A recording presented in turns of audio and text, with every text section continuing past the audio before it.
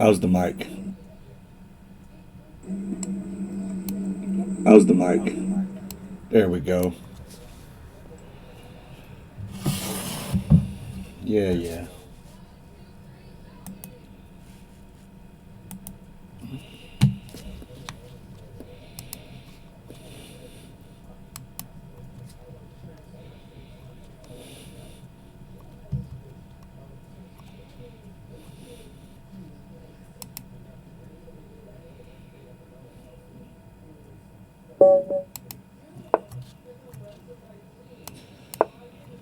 Got ourselves a 19 Handy. Okay, that's... What's he doing? A London system here? He's going to play E3. Okay.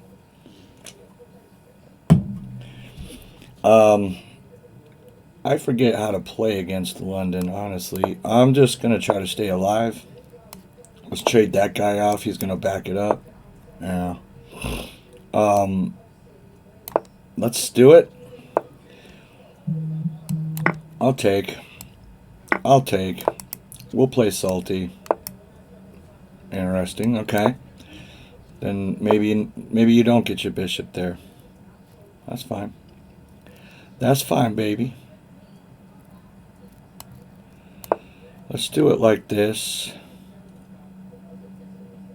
See, now he's not sure what to do. This knight move was actually not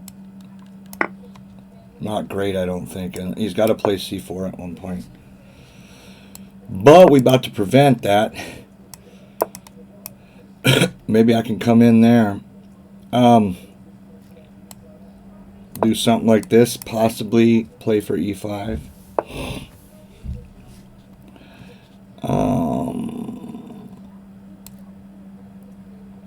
Yeah, I really don't want to let that square go entirely.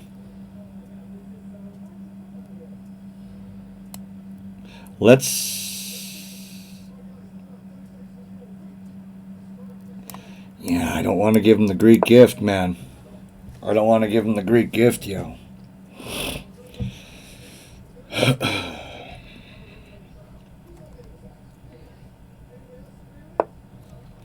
Okay, that's fair. One of these days I'll learn to play against this system.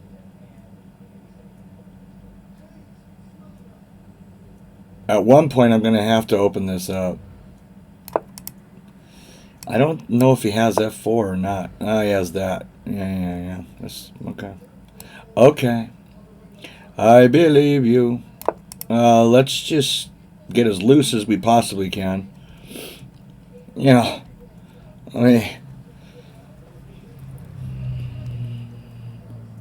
I still think that this might be a plan. Oh, he's going to go for the old whippersnapper, huh?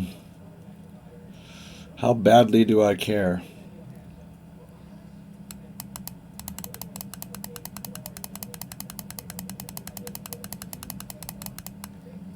I don't think I do.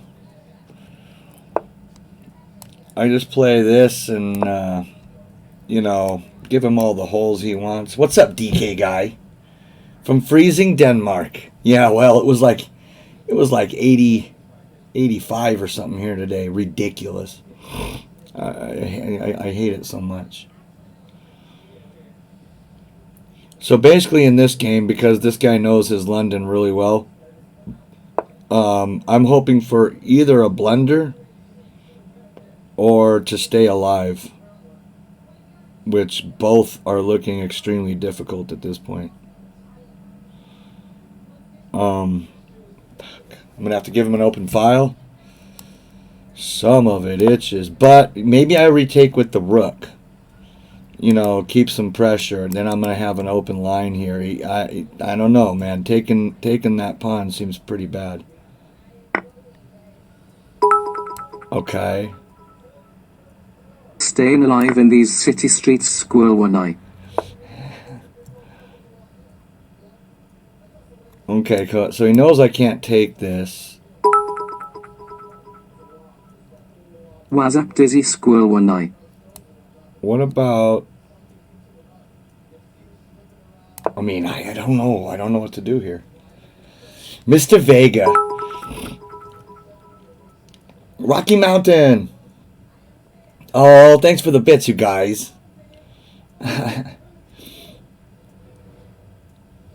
Fire and smoke, chess and loose whippersnappers. Johnny Welcome D. back, Squilly. Damn, you guys got. Or I mean, I've been streaming for 5 minutes and 30 seconds. You guys already got a train going.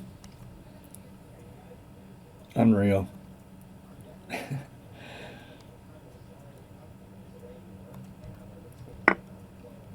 Okay, I'm gonna break some chess rules and take this way because this is bad now. That was a mistake. It don't mean I'm gonna win. It means I'm probably winning. I'm probably winning. We missed these city streets, baby. I know. I'm getting faster at the articles. These articles are... What's this bullshit? Fold. Thank you, Art. Tangled. Oh my gosh. Look at that bit badge. Jesus. Thank you. Okay, I don't know how he's gonna... you know, this is getting... I think he has to do something like this, which may or may not keep him alive. This guy's a problem for me, but it was a bigger problem before, let me tell you that. The only sucky thing now is I can't take yeah. Can I just take this now? Or should I check him first? What to do here? Let's check him. Then take. Because now I have this square, right? He still can't check me, so I'm looking okay. If this, I'm okay. I've got this square. I've always got this out. Okay, that's you know, okay. Yeah, we'll just check him here. And then it looks as if I've got to protect something here. You know, busy down here sucks. Right there. Yeah.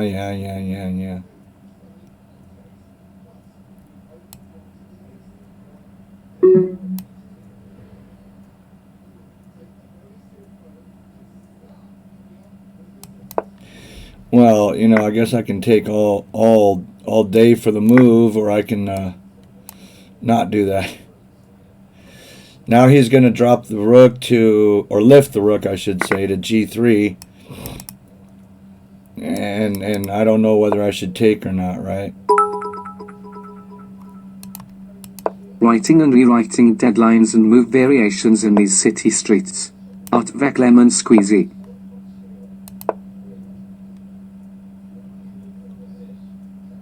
Rocky, that's basically about it, right? 13 seconds and nothing gang memberish here. Nothing gang memberish. I'm staying alive, but barely, homie.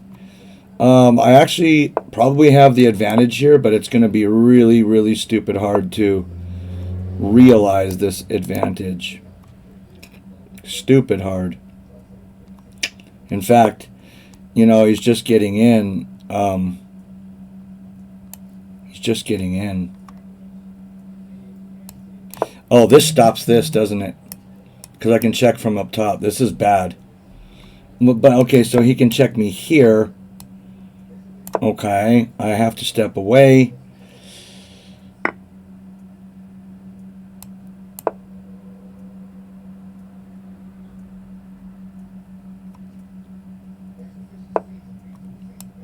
I'll take this pawn with a tempo and then come here. No.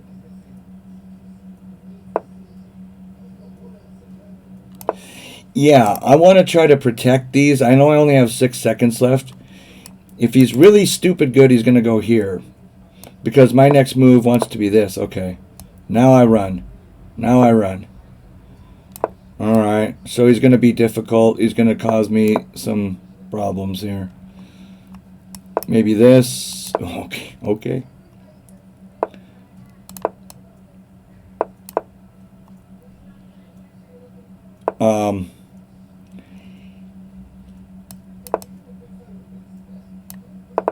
getting massively outplayed.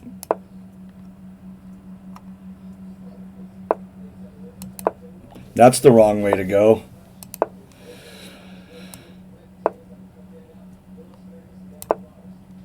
That was cute of him, though. This is Suckville. I have to let that pawn go and get in behind, I guess. Right? I think he's almost... okay, well, I don't know. I wish I knowed. If he goes like this... Oh, this is bad for him, right? Yeah, this is terrible. He just screwed the pooch. I'm coming in. I'm coming in, y'all. I'm coming in. And I've got increment, so he has 0 chance. If he goes here, that's fine. I just go back. I've got the opposition now.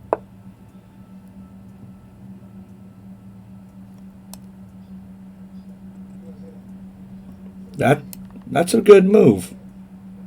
Honestly, I know my end games are terrible. Always have been, always will be. How you guys doing? Thank you guys for the bits. Thank you, Rocky. Thank you, Tangled. Thank you, Art. Mr. Vega. Okay, so that was a massive error because now he has to step away from the pawn. Just massive, this error. I'm going to do this. This pawn instead, because then the king's going to be stuck under the file. Under his pawn, I should say. He's got to go under the pawn. If he doesn't go under the pawn, correct. Correct. So now...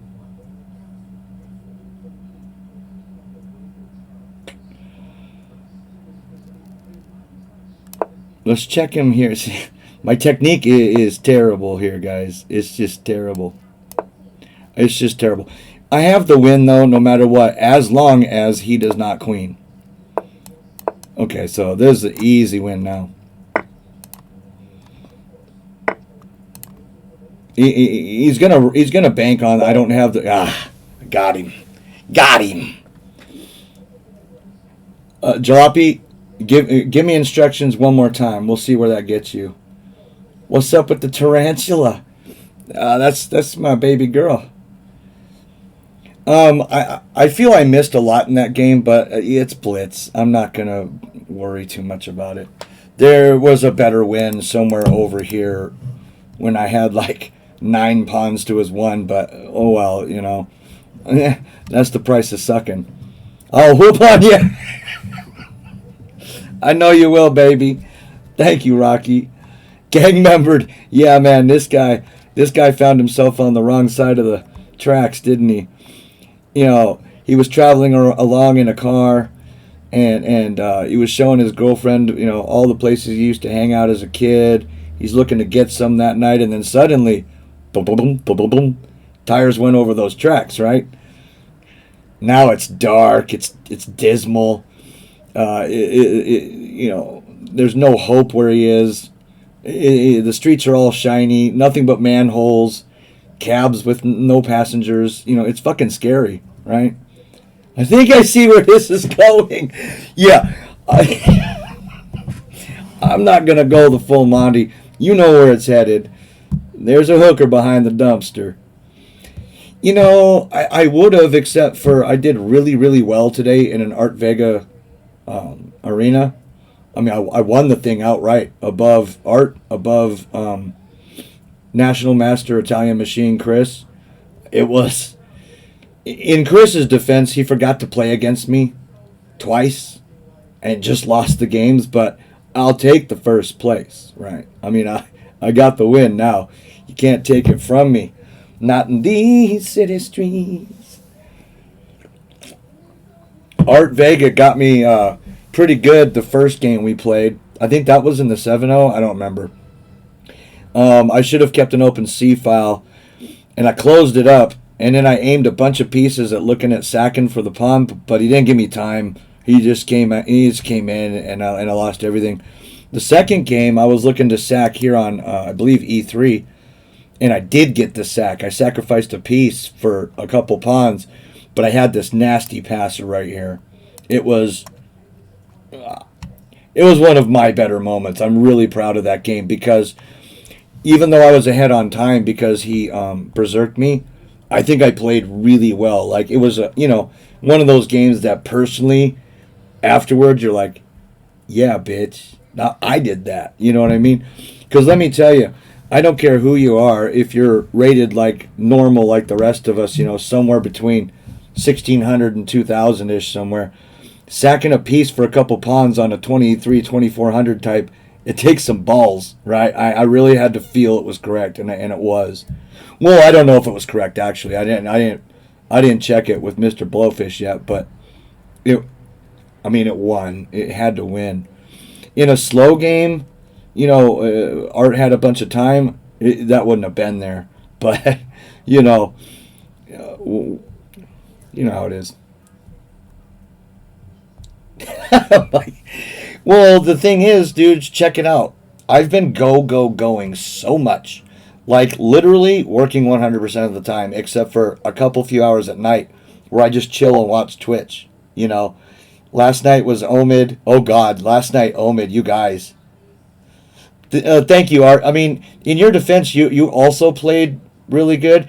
And also, remember, I missed that when you brought your bishop down here, I could have taken, and then taken this with my knight, and he had rooks here and here.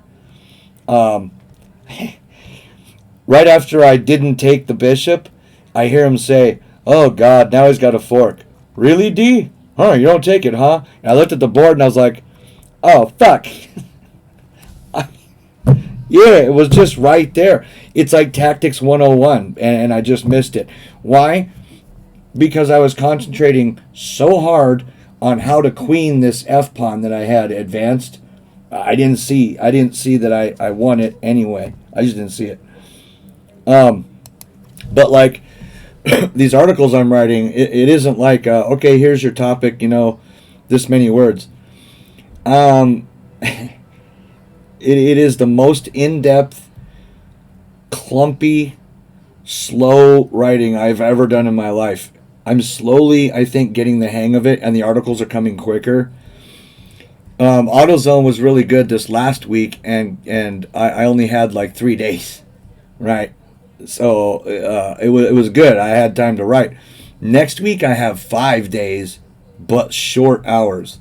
But they're like right in the middle of everything. It's gonna fuck me anyway. So long story short, I'm working a ton, just like no time whatsoever. Couple hours at night just to, smoke a little green and drift off with some Twitch people. I visit Fortuna. I visit Chess Bra. I mean, I'll always like them. Danya, I'll always like him. Omid when he's on. Of course, last night Omid got so goddamn drunk, he thought he ended the stream, but it didn't end. He just put it on a splash screen and we could still hear his music. He was so fucked up. But man, he's got a new song out that sounds, I literally woke up singing it. It's good. It's good stuff, man. This guy's, he's got talent. He's got talent. Damn, it feels good to be a gangster. I heard you went off on a customer.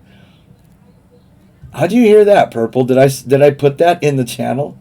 Yeah, I should be in jail right now. I should. I was gonna kill him.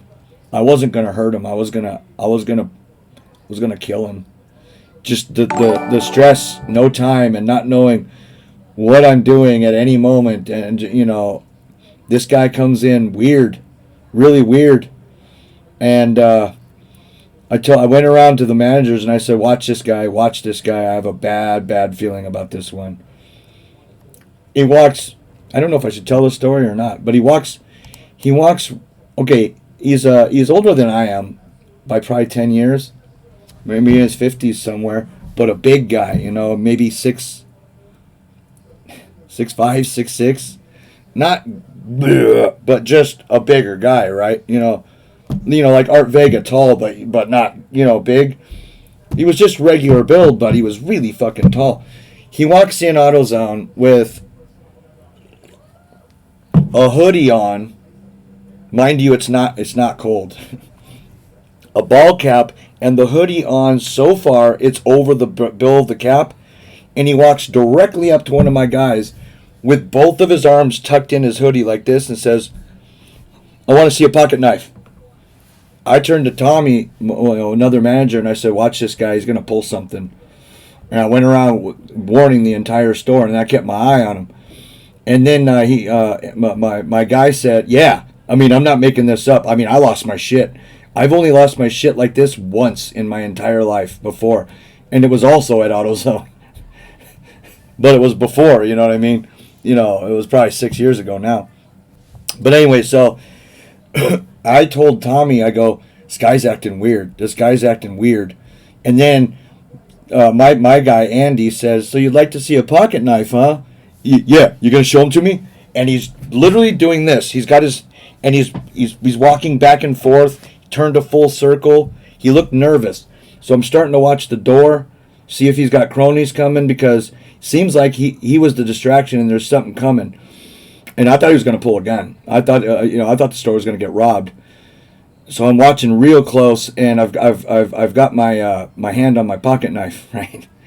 You know, he wants to see a pocket knife. He's about to see one in his fucking throat, right? So I guess I said, you know, he was weird, too loud or something, and he kind of heard it maybe, and the guy goes, "What's going on over there? What's going on over there? What'd your partner say?" And he turns, and he kind of turns back to the dude, and he says, "I don't know, they think you're acting a little weird, man." And he leans over at me, right? And he goes, "You call me weird? You call me weird?" I went from 0 to 600 like that. I said, "Fuck yeah, motherfucker, I'm calling you weird." I was over that counter, shoving him around the store. I told him, "I'll clock out right now, and I'm going to put it, he's going to meet his fucking maker in the parking lot." I said, "There's no way you're walking away from this store without a major ass beating." And I'm chasing him around the thing. I'm screaming at him. And I said, "Yeah, you're weird, motherfucker." And I said, you know, I think he's got a gun. Yeah, full tilt. And I figure if I can get this guy on the ground before he pulls it, I'm ahead of the game. Because I figured no one's coming in by this time. So finally, one of the managers comes, kind of like shoves me aside and is like, yo, what is going on?" I calmed down a little bit. And the dude went to the register, and he was asking for the the district manager's phone number, corporate's phone numbers. He was going to report me and all this. And I was like, "I'll save you the hassle, bitch. Give me the phone. I'll call myself. You're not going to walk out of this store without majorly hurting." And he turns around and he goes, "You don't need it. You don't need to be working. You don't need the job you have." And I got back into his face and I says, "Oh, you're my boss now? Did you just fucking fire me?" I go, "Because that makes it real easy. The only reason you haven't been hit yet is because you haven't hit me and I'm on the clock." I go, "If you just fired me, I will fucking throat punch you." I mean, I was so revved up I could hear my ears ringing. You know what I mean? I was shaking. I mean, I was going to hurt him bad. And I don't have a temper. Not like that. I mean, you're working on the car, you can't get to a bolt, whatever. I've beat the shit out of an engine block or whatever before, said my words and thrown tools. It's a whole different story. I'm just angry. But this could have got me locked up for a long time. Yeah, I went off on him. Yeah, exactly. I showed up from one job to the next, and then I sleep, and then one job to the next, and I sleep, and one job to the next, and I sleep. And now I got this guy I think is going to rob the store. I'm going to take care of that, right? So, long story short, I about broke the door when I kicked it open, and I walked all the way to the end of the parking lot, removed myself from the situation, 100% just accepting I lost my job, hoping I don't catch a charge too, because I was shoving him, right? I mean, it's battery in California. All he has to say is, "Yeah, you touched me," and I go away for at least 24 hours. Now I've got a record. He comes out. This manager was with me. I said, "That motherfucker's out of the store." He's out of the store. This guy proceeds to point at me the entire way to his car, and he says, "You're going to get clocked." I think he was saying clocked, but it was you're gonna get something, right? You just watch, motherfucker. I know you're good. You're done. You're done. And I'm just standing there like this, like, oh, bring it. You know, I'm chain smoking cigarettes, and I just put my hands up, like, here I am, motherfucker. I'm not going to you. If I go to you, now I'm the aggressor. You walked into the store like you were gonna rob it. I think I still have a case there, at least arguable. If you're just walking to your car in the parking lot and I run over to you, now I have a problem, right? I understand how the law works. And so he's just talking his mad shit. I'm just watching him, right? He's maybe 50, 60 feet away. I shit you not. Okay, here's my phone, right? He gets into his car, okay? Gets into the fucking car, comes out with something square and points it at me like this. The manager that was with me screamed and ran to the dumpster area. You know what I did? Which is good to know that I have such cool reflexes. I went, oh, and just stared. I figure if that's a gun, I can duck, I guess, but he's, what are the chances that there's one bullet in it? He's going to get me. I'm the only guy out here. He's going to get me. So I had my hands down and I went, ooh. And you've heard, yeah, 100% fight or flight, just, ooh. It's like, you know, if you're just hiking around and you see like the biggest bear ever right in front of you, you're not going to run unless you're an idiot. You're not going to hit it either. You're going to stand there and get what, you know, you're just going to take what's coming to you. That's what you're going to do. Unless you're extremely trained and have wonderful instincts to, you know, to die. They say if you roll up in a ball and shit. Yeah, but if that motherfucker's right there. So the manager screams and runs. You've heard the stories about like when someone thinks they're going to die, they get like tunnel vision and they can't hear. That's exactly what happened for about 3 seconds to me. All I could see was this man pointing something at me and his car door open. I couldn't hear anything. I couldn't look away. I just thought, the last thought I had before I realized it was a wallet was, I hope it doesn't hurt. I hope he's a good shot. You know, get me right in the fucking chest or right in the head. That's what I was thinking. And it's like, I'm at an auto store. What the fuck is going on, man? I could die. Turns out he was really there to buy a pocket knife and had forgotten his wallet in the car. But why do you point it? He got his wallet out and was pointing at me, like still yelling at me. He didn't realize he made it look like a gun. He was off, big time off, right? So big old long story short, we made up. I apologized. I told him you looked weird. I explained why he looked weird. And then I explained that AutoZone has been hit before. And the guy you were talking to behind the counter has been chained up while they stole cars and worked the safe. He's never told me that before.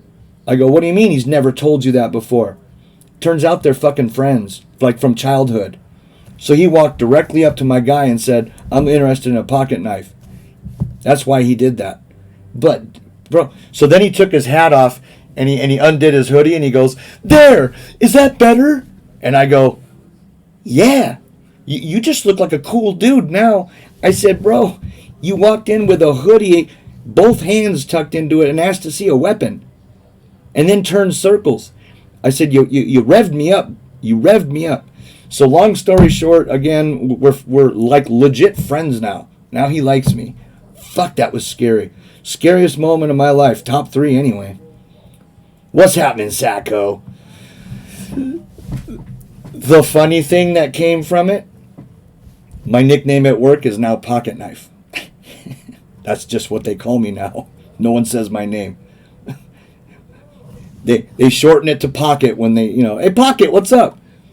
All right. But the really cool thing is when I got back into the store, it was, sometime later. I stayed out just because apparently maybe I don't need to be around people when I'm unhinged like that, right? Because this happened so fast and I was so aggressive, no one knew what to do. Customers were asking other managers if it was time to panic. I mean, I was scary. I had lost my shit. Completely lost my shit, man. But here's what I figured out, what I heard, what happened later is I went outside, and it took this guy a long time to come out, 15 minutes or something. I'm thinking, what the fuck's going on in there? I guess he told his friend Andy, which I didn't know it was his friend yet. I have a level I can reach. It's far away. It's not part of my regular makeup, but if I do reach it, like you've heard every tool bag in the world say, oh yeah, nobody wants to fight me because, I get blackout pissed and all I see is red and I just... Yeah, really, everyone? I really do. You have to push me really far to get there, but if I get there, someone's getting hurt. And I mean, maybe badly hurt. I've just seen too much come and go. You know what I mean? I've been in too many squabbles. I've seen too many weird people. I'm not going to let someone like this pull a gun on my employees or me. Fuck you. I'm going to take you down. And it happened fast. So while I was out there, I guess, he was asking for the number, and this Andy, my guy, said, no, you don't need to call. That guy's not the guy that you need to fire. He scared the shit out of him and this and that. And he says, well, so what do I do? What do I do? And Andy, who was one of the worst employees there, looks him in the eye and says, you're not going to do anything. You're going to buy your pocket knife. You're going to make no phone calls. You're going to walk right out to that parking lot. You're going to get in your car and you're going to get the fuck out of here. And I was like, damn! So I get back in the store after we had our little powwow, and everyone was together. There was like 6 people together at the end of the counter. And I'm like, okay, here we go. Someone has decided that this is a big issue and they need to tell somebody, right? So I walked up and I go, okay, what's going on? And they said, we've collectively decided no one ever hears about this. I could have cried. I got the entire store sticking up for me. Yeah. Because they realized they were scared too. This guy scared the shit out of everybody, but they weren't expecting me to go full retard on them, you know what I mean? Especially since, like you guys say, you see me on stream, that's like me at work times 7. I am so hyper there, so friendly, fast moving, you know what I mean? I'm the guy you want helping you. Not that day. You wanted to stay the fuck out of my way. So then just a couple nights ago, there's this guy who comes in and he gets salty and he's a big dude. And he looks like he wants to fight everyone in the world. Oh, I've always got that impression about him. So I've always just kind of steered clear. He came in, I hid in the back. My partner came back at me and he said, man, what are you doing? And I says, I don't like that guy. And apparently, with fucking weird customers, I can't be trusted. He laughed and he's like, you literally hid so that you wouldn't tear his throat out? And I go, yeah, I guess I can't trust myself anymore. I'm just going to fuck everybody up. Full extra chromosome, baby. Exactly, H-May. It might not have been... I don't know that everybody was watching him as closely as I was. And I know that nobody was, at least that day, as stressed out as I was. I'd just gotten an article assignment. I was there at noon. I had to work 9 hours, and I had to work the next day, too. And I'm thinking, fuck, when am I going to do this article? It's 2,500 words. I don't know anything about the guy I'm writing about, like almost nothing. I'm stressed. I'm stuck at work. That happened within 15 minutes, half hour of me clocking in. So that set the day straight. But, it worked out. But, don't walk into a retail store in a hoodie asking to see a weapon acting weird. It was just right down the line. All fucked. Just all a mistake. Yeah, and then it turns out that this guy is ex-military, has seen tours, and, Andy was filling me in about it, the next day or later that day or something. And it turns out that when this guy was a kid, somewhere in his teens, 16 to 19 somewhere, he was at home, and his mother got out of bed and announced, I don't want you anymore, to his father. We're getting a divorce. Father said, okay. Went, grabbed a gun, killed himself on the back porch immediately. The mother tells this guy as a kid, clean that up. Fucking, after the coroners took him, he's cleaning his father's brains, blood, whatever, off the back porch. Then he was told to bury the remains, whatever he got, in the backyard. I guess that night the fucking dog dug it up. So he had to do it again, and the mom made him. Fast forward 30, 40 years, I got this guy in front of me in a parts store asking for a pocket knife, acting weird. You're going to get fucked up. I'm telling you, I had a feeling about him. He wasn't right. On top of everything I saw, you feel it. He wasn't right. He's all fucked up. So as I heard more and more about this stuff, I felt worse and worse, It's like, Jesus, all this guy needs is, I didn't do it on purpose. I lost my shit. But one thing I didn't do is lose my shit enough to actually hit him. If I'd have hit him, I mean, you guys can see me. I'm not, I'm not He-Man. But as revved up as I was, I'd have hurt him bad. I don't know if I'd have stopped. You know what I mean? Best case scenario, I was going to catch an aggravated assault, and who knows what fucking kind of time that is. A couple months, life would have ended for me over one guy. So I got to watch my shit, you know what I mean?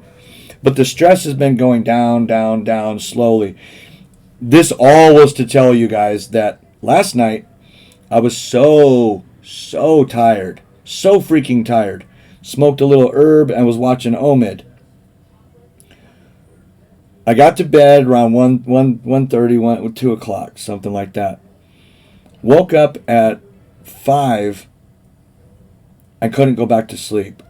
My body hurt. I had random pain everywhere. Like, it was just killing me, right? So, what's up, John? So I smoked a little more herb then. Went back to sleep. This was at the time I got back to bed. It was probably a little after 7. I fucked with the dog. Did all kinds of stuff. Yes, I'm telling you, streaming, it's heavy on systems. It's heavy. I can probably help you with that, though. There's a version. In fact, I don't know. Maybe I have a command for it. I think I might. There you go. If you've got a good enough video card, download that version. You'll never run over 10% CPU. 10, 11%. Art's got a nice new machine, so he runs even less. He's like at 5%. Right now, I'm at 10.5% CPU. And that's where it'll stay.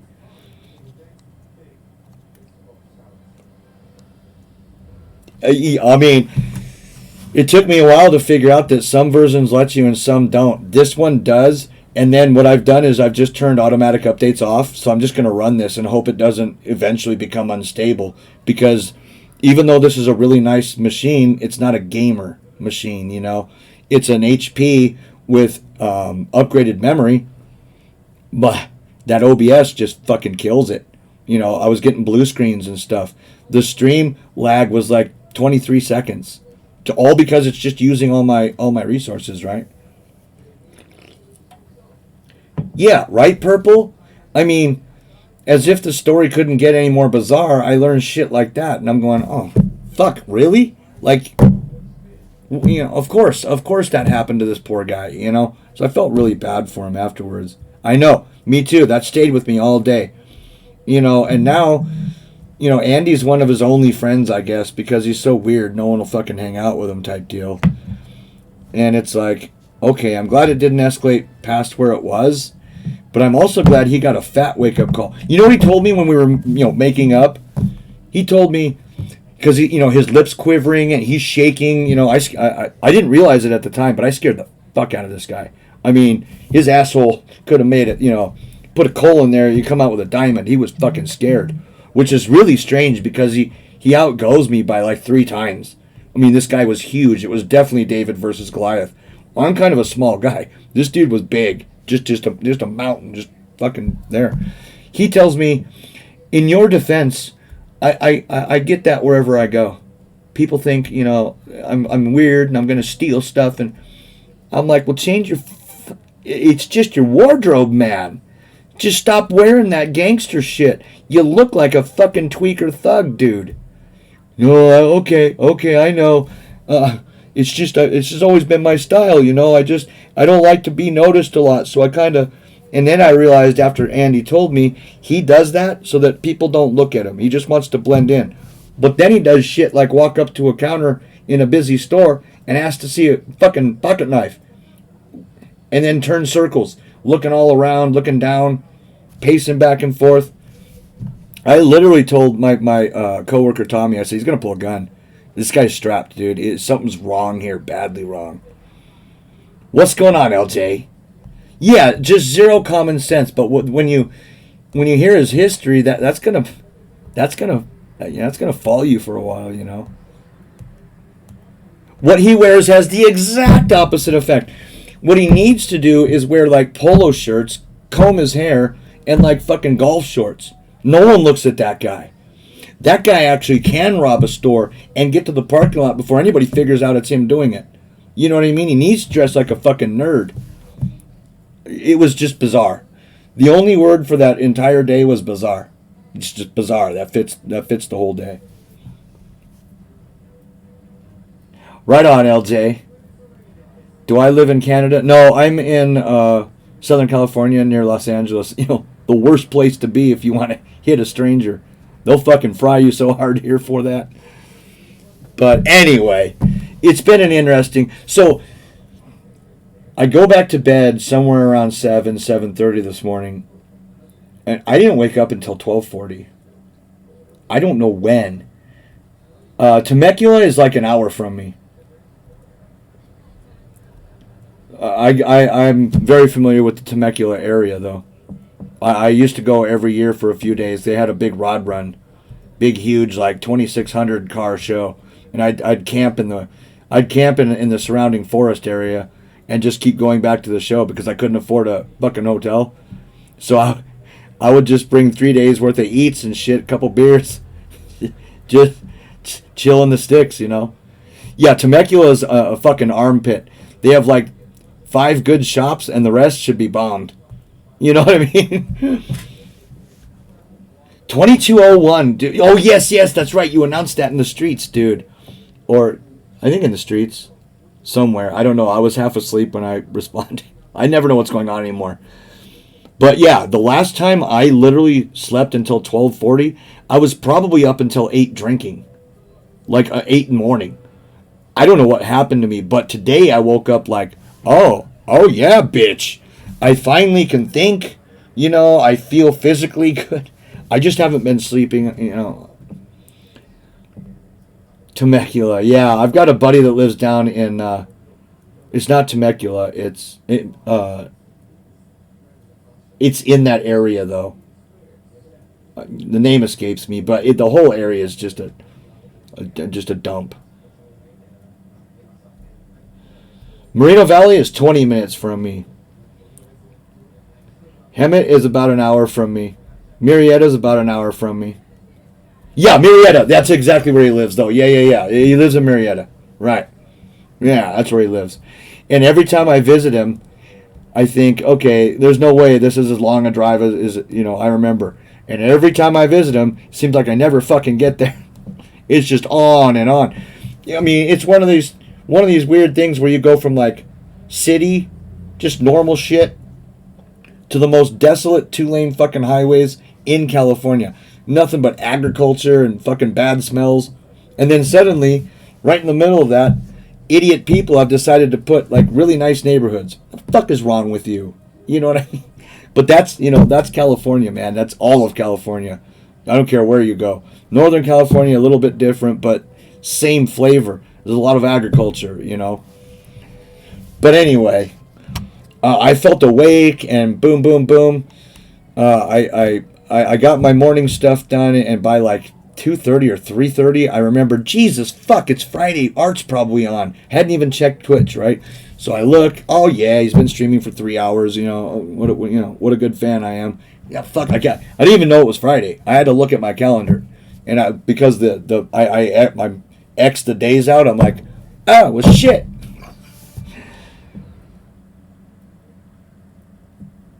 Right, and the same exact thing happens in the high desert, John. Like toward Victorville, Lancaster, all these fucking weird areas. There's another biggie up there, but I can't remember what it is. There's some big thing. But this is even more fucked than Hemet because it gets hotter, it gets colder, and there is less to do. There's just nothing there. Most of the people I know that live up there are also heavily into the four-wheel drive / shooting / beer drinking things, so they're just fine with, this fucked up place. I couldn't live there. Now, isolation I have no problem with. The place that I would like to end up in Arizona, man, that I want no neighbors, but it isn't weird. You're in the fucking mountains. It's pretty. That Victorville area is just shit. It's just flat, and the tweakers and weirdos, you'll have people who've like glued 6 buses together and then like drilled out the sides to make one big house. I'm not even kidding. I mean, that shit's all over up there. Fucking, 20-foot sculptures of steel in the front yard that they've made over like a decade. Just gluing scrap together with a fucking welder, and now they've got this dinosaur. It's bizarre. The whole thing. John knows what I'm talking about. You can find the same shit down toward Murrieta and stuff. If you keep going down toward San Diego, there's a little town called Rainbow. No one knows about it. Time stopped there in like the 70s. But whenever fucking Charles Manson was in his heyday, that's when time stopped there. And people living in fucking vans. It's bizarre. Yard sculptures and fucking, weeds growing over cars that have been parked since 1950. That's where you go, man. It's an interesting area. Both. I live in the in-between where shit is a lot more normal, but on either sides of me, it's fucked. Just completely fucked. Yeah, Venice has gone to shit. Venice is absolutely out. Venice is like Skid Row now. You don't want to go to Venice Beach. Laguna still has hope, but they're moving in there too. Venice Beach is absolutely nothing but dispensaries and homeless people now. Every third shop you walk past smells like Snoop Dogg's living room, right? Just weed coming out of it. Which, I mean, okay, I don't have a problem with weed, but really, it just sort of gives the beach a whole different fucking feel. The bookstores are dying. The record stores are dying. If you don't run a dispensary or like walk around with a boa snake that's 50 foot long so people can pet it, you're not doing anything down there. Nothing. Fist fights everywhere. Bums, gangsters, peddling their music. One guy, big gangster looking fucker. Picture like Dr. Dre but blacker and younger. This guy walks up to me. Okay, LJ. Hey, thanks for stopping by, bro. This guy walks up to me. He's got a fucking stack of like home printed CDs, music. Gives one to me and he's like, hey man, you like rap? Well, I do. I don't know if he believed me or not because of the way I look, but I'm like, yeah, I do. So he says, hey, check out my new album. So I look at it and I was like, dude, fucking cool. $5, man. This guy was big and definitely not a studio gangster, right? I mean, this guy was a fucking gang member if I've ever seen one. What? He could have said 50. You want $5, bitch? I legit still have not listened to the CD. I don't give a fuck what you're peddling, man. I know it was recorded, in his mom's garage. It's all fucked up, man. Yeah, it's totally jacked off. We saw, the last time I was there, we went down there. Okay. Why was Squirrely at Venice Beach? Because once a year they have this thing where thousands of girls get together and take their shirts off. It's for like, I don't know, bitch be strong, unity or breast cancer awareness. I don't give a fuck what it's for. I heard about this and me and my buddy went, we're going down. We never found it. Like either it didn't happen or we were at the wrong beach or something fucked up. So we just spent like $50 because of parking and fucking eating and gas and stuff just to walk around the worst beach I've ever seen in my fucking life. Not even a chess park. We couldn't have been at Santa Monica where the Masters play. Nah, that'd have been too cool. We saw like 3 or 4 fist fights between the homeless. I mean, real, like, on the ground fucking fist fights. People screaming. People are laying there with needles in their arms, just. I mean, it's getting bad, dude. Real bad. It looks like, you guys know what the Cecil Hotel is? It looks like fucking Skid Row around the Cecil. And these are world famous beaches. One thing I can tell someone from like fucking Iowa or Chicago that has dreams of going to California, that postcard that you see on the rack, that was taken in like 1990. You can't get a good shot anymore. You have to go to one of the upper tier beaches, maybe near Malibu or something, and you're safe. But they're expensive to hang out at. They charge you just to walk on the sand there. It's all fucked. Luckily, I'm not a beach guy. I mean, I appreciate swimsuits and sounds of the ocean much as anybody else, but it ain't worth an hour and a half of my time and like $40-50 just to see the place, ever. I'd rather go up into the mountains 100% of the time, so that's what I do. Mountains are 10 minutes this way, beach is almost 2 hours that way. It's a pretty fucking easy decision. Yeah, there are other beaches, but like what I'm saying is like the famous ones like Venice and Newport and Huntington that people would hear about in, say, bumfuck Kansas or something. They aren't places you want to go right now. You have to go to one of the upper end beaches, and in order to do that, it's fucking hassle. They charge and everything else. Look at Teresa all gang membered out, dude. I lifted the cam and put a light on her. I know the light's too bright now, but maybe one day I'll give a shit and actually fix my stream up. Oh, San Diego, I haven't been to for a long time. I did have an ex-coworker just move down there for the weather. He hasn't really reported how it is. I can't imagine it's any better. Not much anyway. But I haven't been down San Diego way for 10 years probably. Yeah, probably 10 years. Maybe a little less, 8 years. Oh, it's Indo Queen. What's up, you? Oh, she's another one I watch at night if I can catch her. If Indo's on, I'm watching her, right? I mean, it's fun, right? She has fun on her streams, and her playlists lately have been fucking fire. God damn. Like, I can sit here and I'm watching her stream, but I'm multitasking. Maybe I'll play a bullet game here. I'm answering an email there, whatever. And it seems like the music that she puts on is directly talking to me. Of course, I'm high as a fucking kite too, so you're in that you're in that zone where like the world seems to just kind of revolve around you. But last night, I believe they run together. I think I was there last night, either that or the night before. And the night before that, I was like, Jesus fuck, I love the music she's playing. Like if I were to create a playlist of songs I would want if I ever ended up on a desert island, like fucking 80% of what she plays would be on that list. I'm like, oh, fuck yeah, dude. Yeah, dude, she's got the jams, man. She's got the jams. And I would also like to point out that, and in all seriousness, I am not kidding at all here. I'm not kidding one bit here.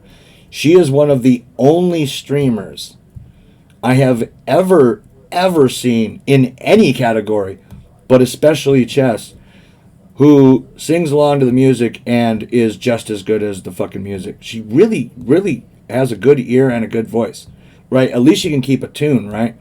Maybe she doesn't belong on American Idol, but there are other streamers, cough, cough, he's on right now, that, in my opinion, can't sing to save their life, but people tell them they can. I don't know why people do that. Do they not have an ear? The dude's flat 900% of the time. He's fucking flat. Bad. He's here, notes here. I have a really good ear for that stuff. I know, I'm the drummer.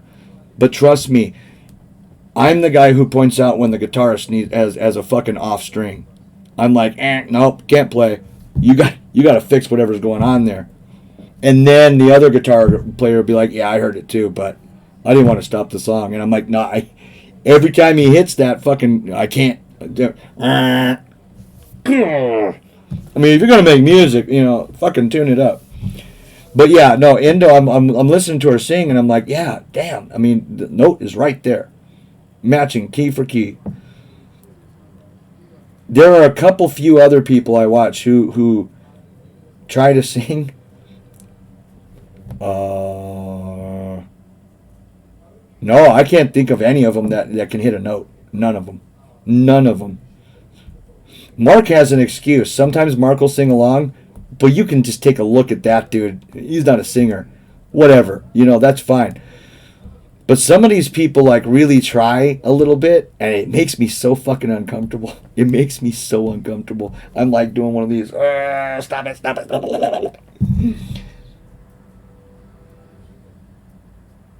Right, and it's when you do forget that you're singing that you're like a songbird. I mean, the notes are there. Well, I'm no Elton John, but I have, like I said, I have a good ear, and if there's a song that I can't hit, I'm not going to sing it. Why would I do that, right? Even if I can sing 90% of it, but I have to explain okay, on the big parts, I'm going to fall short. Well, then it's not your song. Don't sing it, right? That's as easy as it gets. That's the fucking rule. That's just the rule. Should always be the rule. But anyway, yeah, that poor guy. I won't say names because I really love the guy, and really, really love the guy. He's one of the best chess streamers out there. Strong as an ox and really good guy. So I won't say his name. We all know who it is. That motherfucker can't sing. Flat. Now, maybe it's a stream thing. Maybe you get him at karaoke and he fucks it up, but I've heard karaoke from him. Flat. Flat, baby. And something, it's not 100% terrible. It's certain notes. It's almost like, and here's the other thing. I know he's got it. It's almost like he gets that, I'm embarrassed to really, really, really put it out there, because then, singing is a very personal thing. It's like writing. I've spoken to a lot of would-be writers that don't put their stuff out there because they're afraid of the criticism, even if they know it's good. I don't want to be told, because I like writing, right? That's what they'll say. I love this. It's cathartic for me. It helps me. I just love words. I'm not going to let anybody read this shit, because if someone tears it up, that's going to destroy me. I think it's one of those things where it's like, yeah, I can hit the notes, but it's embarrassing, to really climb up there and reach it, and I don't want, that weird shit. So he doesn't push himself, But even so, I don't know, man. All I hear is flat note after flat note, and I'm going, yeah, flat.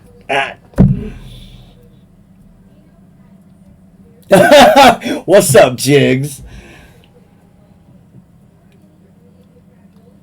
He's not trained, and if he was, because down low, he's got it. Down low, he's dead on.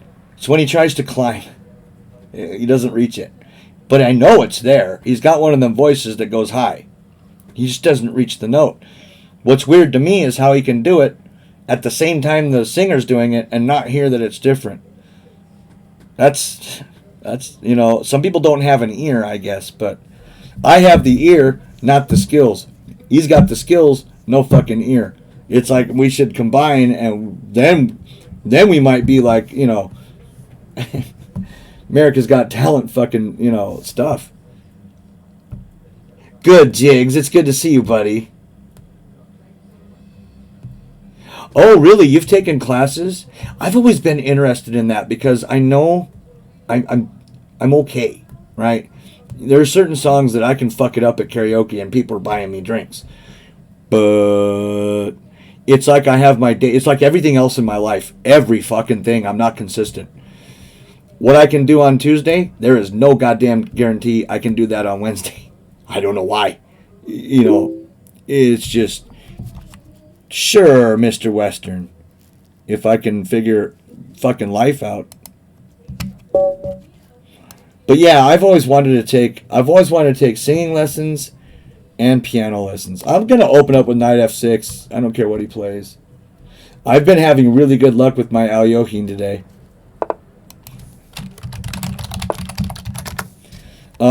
It doesn't mean I'm winning with it like all the time. It means I'm sharp with it these days. Really sharp with it. I don't like this line because things get loose after bishop c4. I'm not really sure how to proceed because you want him back the knight up to b6, but then he's got this sack. Boom, boom, and he's won your bishop, and you know, black can lay it down. So you can't do that. So what I've been doing is taking here and then playing e6. And I've been winning games. You know, I mean, I guess I'll just play like I am doing that. I know, Satco. You know, when we were playing the 7-0, you know, I started playing and I shocked myself at what I could see on the board and how quickly I was spotting errors from my opponents. I'm like, Jesus, it's not usually like this. You know, normally I'm like, well, you know, what to do with that move? But I could see everything that was going on. And it gave me a really big edge on almost everybody. You know, I'm tempted to play c5 here, and I don't know why. I just want that fucking square. But it greatly weakens this. He might have this afterwards, right? Coming in here. It's not the book. Book says to do this. It's there for a reason, right? Oh, that's cool, Indo. I can totally see you inquire, actually. Okay, I gotta take this.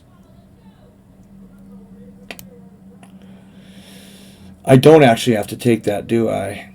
This looks groovy as shit. This looks groovy as shit. Because if I take it, he's just gonna take back with the other knight, and I help him. Let's not take that.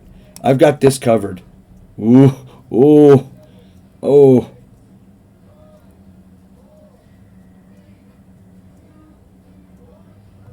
I wonder if this works temporarily. Right? Queen takes back with a threat on the rook. He doesn't have time to do this. Does that work? Or is there something that can fuck me there? Not until that black bishop gets out, right? Or should I not be aggressive before I castle? But if I castle, you know, it's gone. My opportunity is out. Ah! Let's get the fuck out of here.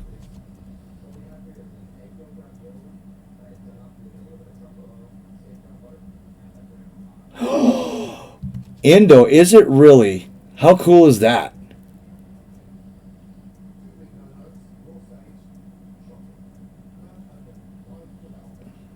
I'm kind of at a loss what to do here.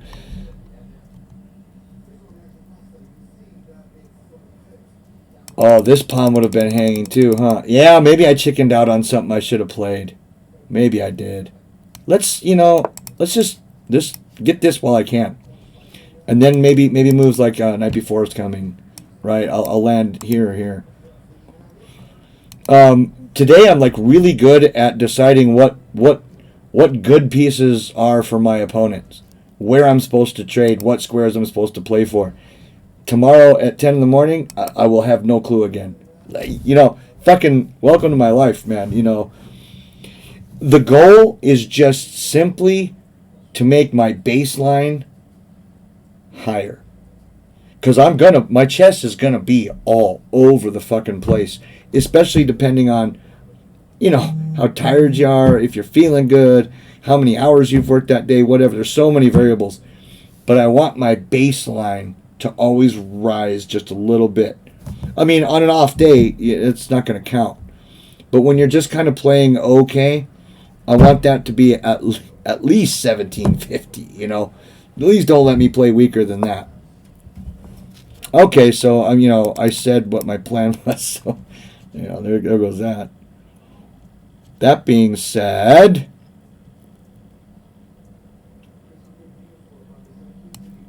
is that possible, or am I going to get forked?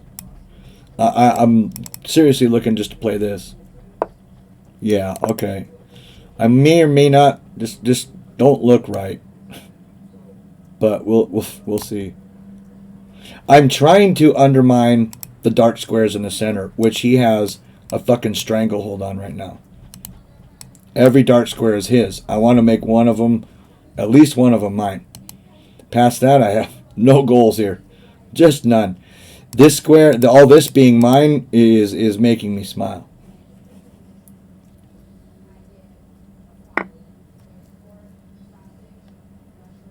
I'm waiting for, how this is going to screw me. Seems pretty solid so far. Okay, so he's got to play knight over here. All right.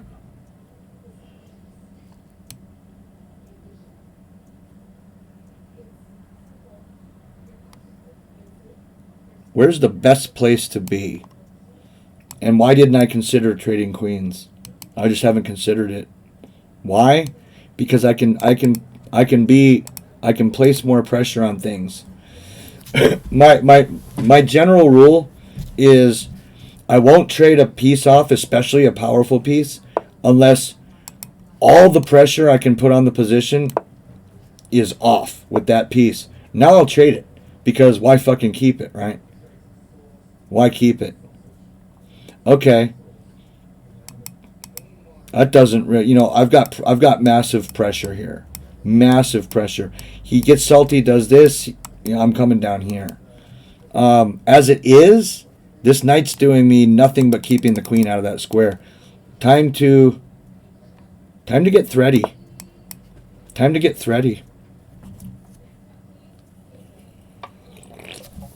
Sorry, Indo, I didn't mean to shine you on. If I'm around, tell me a date.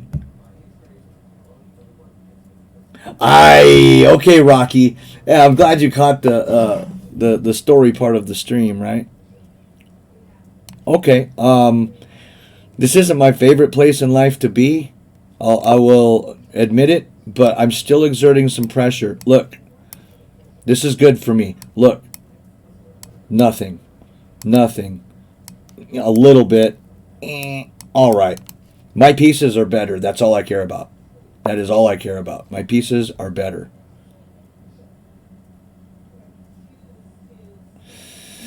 Now, the old me would be looking to lash out with some F move or something, and I would just lose immediately. I'm not going to do that bullshit this time. In fact,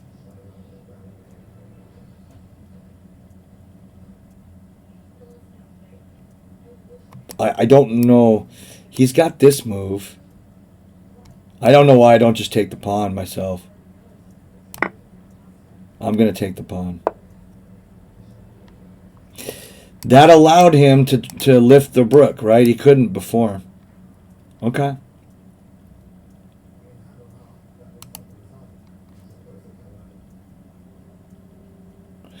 I'm trying to get my knight out somewhere where it fucking makes sense, and nowhere's making sense. What about... Is that a shot? That gets my knight to the center, doesn't it? This gets my knight to the center. Boom! And it can show up right there where it needs to be. See, I wouldn't have seen this shit yesterday at this time. And it may not even be a good move. I'm just saying I would have never considered the move. Right? April 2nd. Alright. Did I just drop the queen? No. Not yet. Not yet. Mother trucker. Not yet.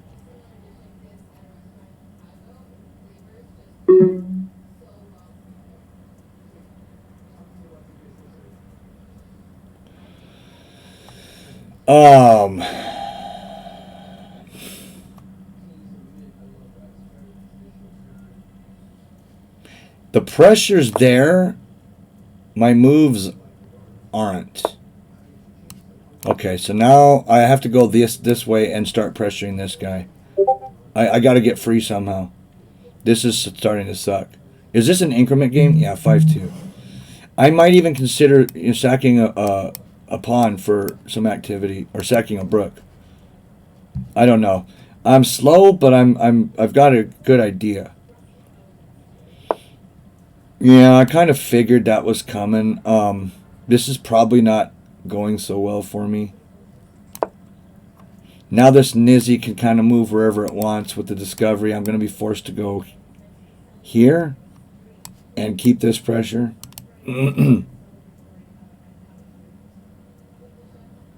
That works, Indo. That works.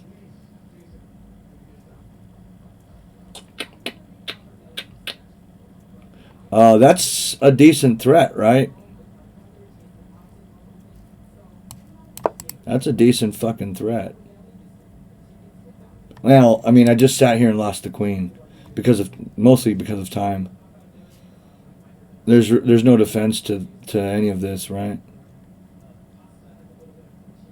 And in fact, that's even free. This, okay, good game, Michael.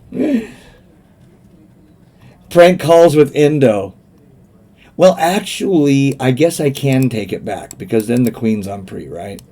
And we'll see. I'll stay in it for one more move. But doesn't this just, isn't that just the win? Yeah, the queen's gone no matter what.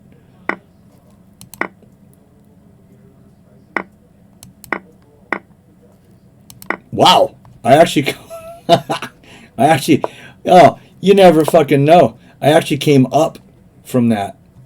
What? That's why I don't resign. I have a general rule that unless it's like very clear that you're going to get checkmated and you're pretty sure the guy can find it, I'm not going to resign. This was a fucking swindle. It still ain't won yet, of course. But, yeah, it's getting bad, right? Let's stop this from going anywhere. I don't care about taking it right now. In fact, now it's a bitch. I've got to do something like this before I can even start to take it. Yeah, this is getting all not fun, right? Fuck. How do I stop this square? How do I fucking... God. Chess is so hard.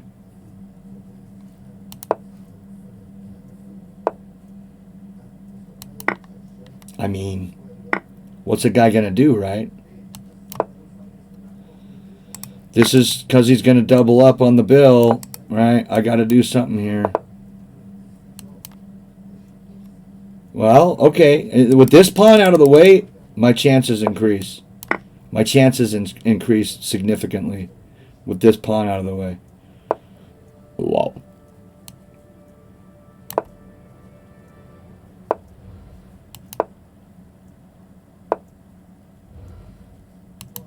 I mean, I don't know. Run it. Get a passer. Fucking run it, right?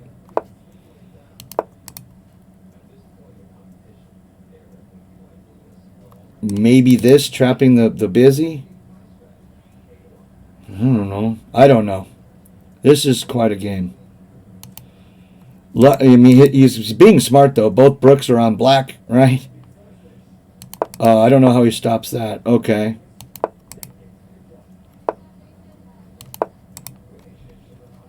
Fuck. Wow. I shouldn't pre-move. I've got checks here that can pick off a Brook. Fight on we do, I guess. We fight the fuck on. In case he comes... Okay. Okay.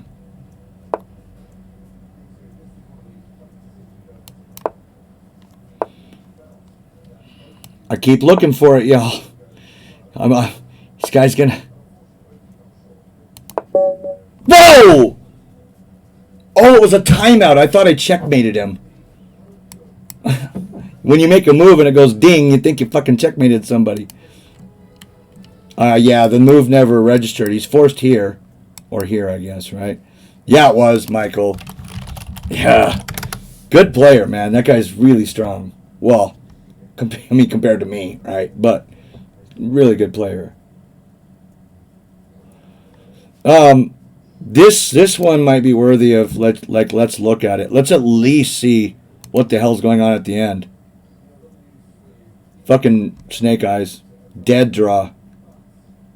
That's with a 3,000 rated thing, though. In reality, one of us was going to win this. We can't find every fucking move. But it's snake eyes right there. Draw with perfect play only. Correct. Right. Ooh, look at this. When did they start this? Look at the computer thing. They're starting to highlight the mistakes. Fucking fantastic. You guys see that? Yeah. That is beautiful. I think that's great.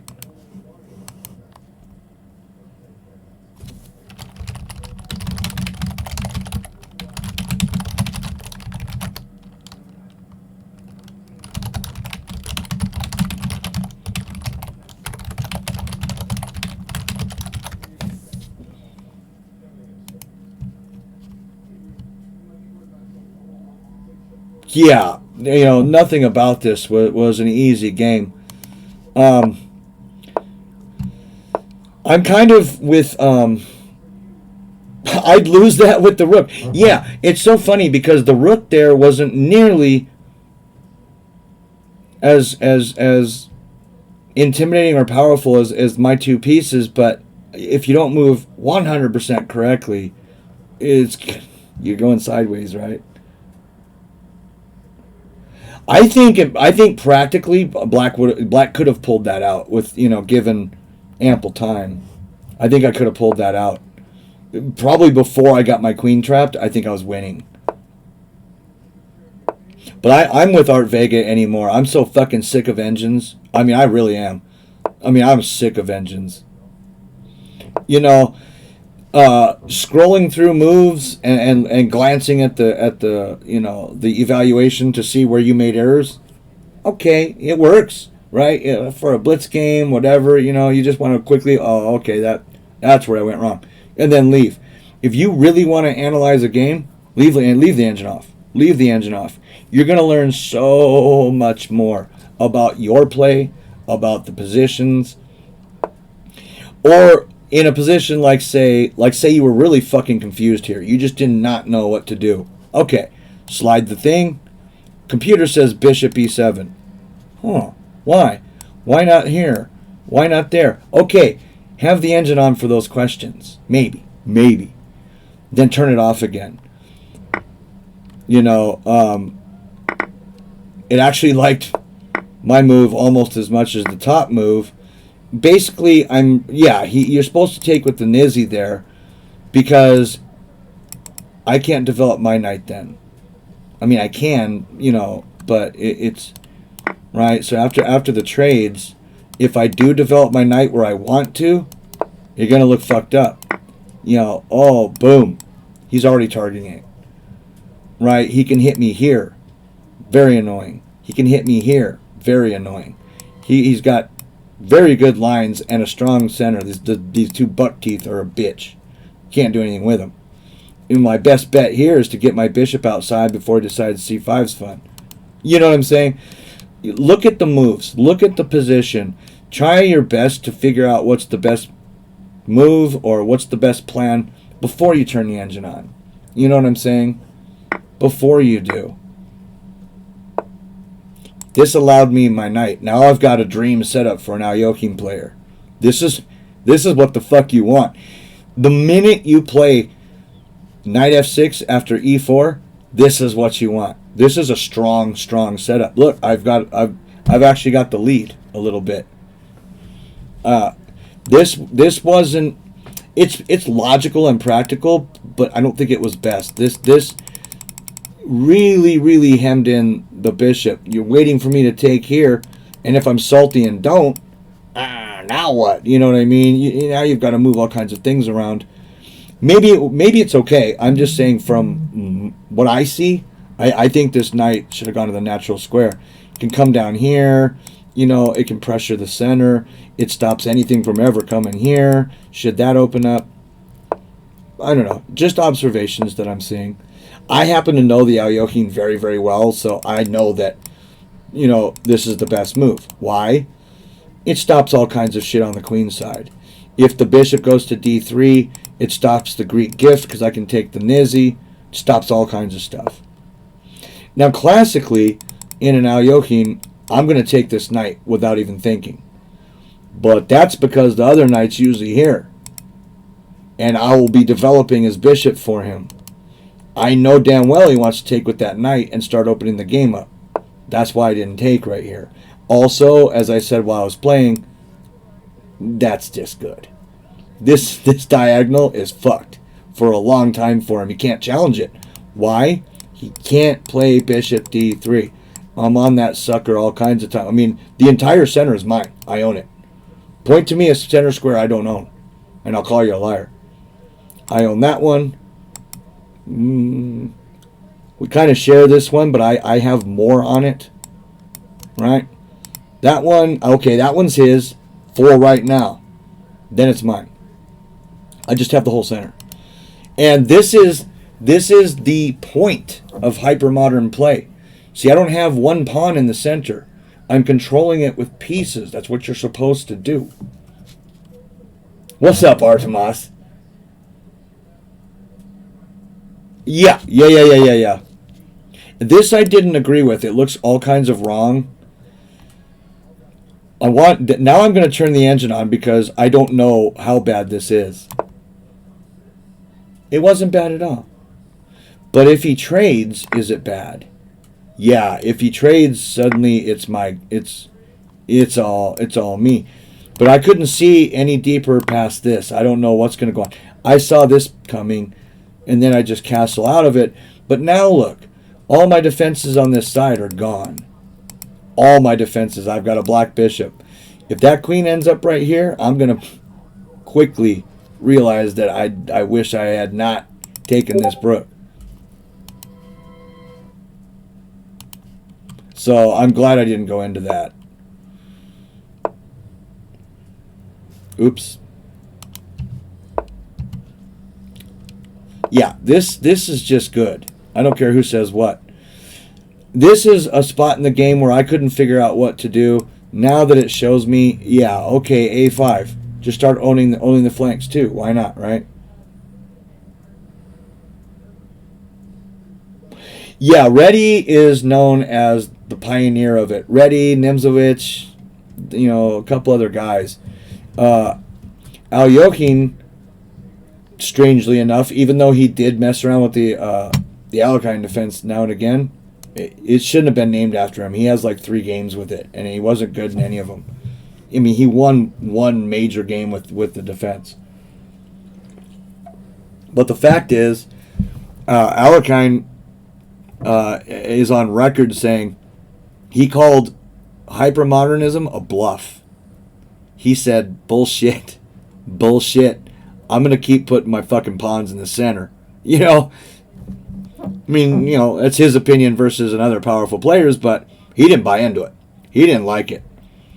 The few times he tried, the games failed miserably, so he just went back to his tried and true. And that is one of the fun things about chess is one world-class player can say, I'll never fucking put a pawn in the center and be world-class. Another one can say, well, that's fucking stupid, and completely put a pawn in the center all the time, world-class. Which one's better? I suppose if you break it down deep enough to like centipawns and engines and stuff, one of them's better. Like, pawn in the center is probably going to beat out hypermodern play in general. The problem is, we're not fucking stockfish. It's hard to play against someone who just puts all his pieces right toward the center. What are you going to... Okay, so you've got this nice pawn in the center. What the fuck are you going to do with it? It's attacked 10 times. You know what I mean? So we have this yin and yang, this balance of play that makes chess beautiful, right? I think. Yeah, I really wish, because I've played this before, in fact. It's a line. A5 is a line. When they start pushing, what's the A guy's name? Alf or fucking Alvin? This is Harry. I forget what this guy is. We'll call him Alvin. When Alvin starts coming down the line, in the opening, you can actually lose the piece. So, A5 is the line. I knew this was bad. You guys watched me. I did it 2 trade here. I felt this wasn't the best, but at the same time, I thought I was doing all right, and I'm correct. Engine has it as a draw. But he starts getting his pieces in now. He starts, even though I had a superior position, holding it was really hard, was really difficult. He's making good moves. I know, bitch. I wanted C5. Oof. It didn't like this move. Nor, apparently, did it like me taking this pawn. Ooh. Blunder? Because of what? Because of rook d4. Yeah. Yeah, and he found it, too. As long as I'm sitting here, rook d4 is not possible because I'm on a c rook. I just gave him the game right there. I gave the game away by taking a pawn. Ooh, look at that. Look at the computer. It's trying to move this knight. When I play c5, boom, my eval goes up. See, don't trust the fucking engines so much. c5, okay, let's look at c5 for a minute. Here's the good thing. It attacks something. It attacks 2 things. That's good. It attacks 1 thing in the center. This is good. If he takes, this is very fucking good. He just gave the game away. He can't take it, which means it's a little pressure on his end that he has to deal with. Now, he found the move.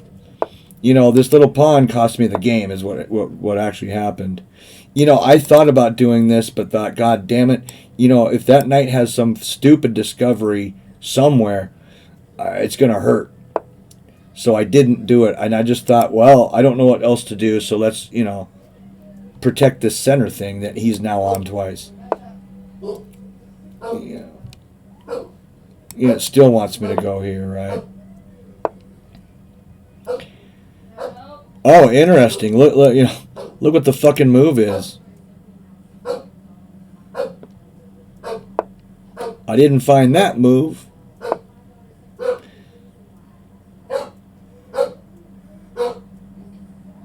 I found this move.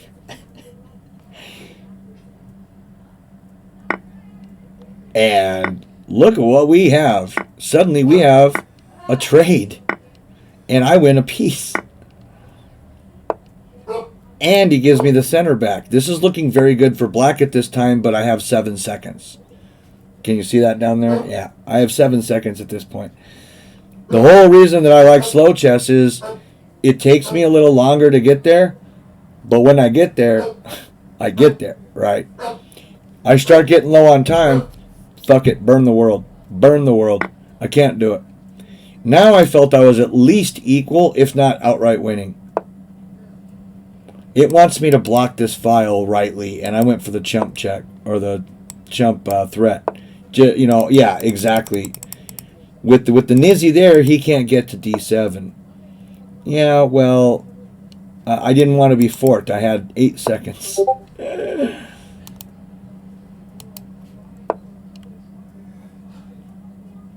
But now I can't challenge the file. You can see now it's drawn again. Both of us are going to make small errors here. He only had 30 seconds. I had almost none.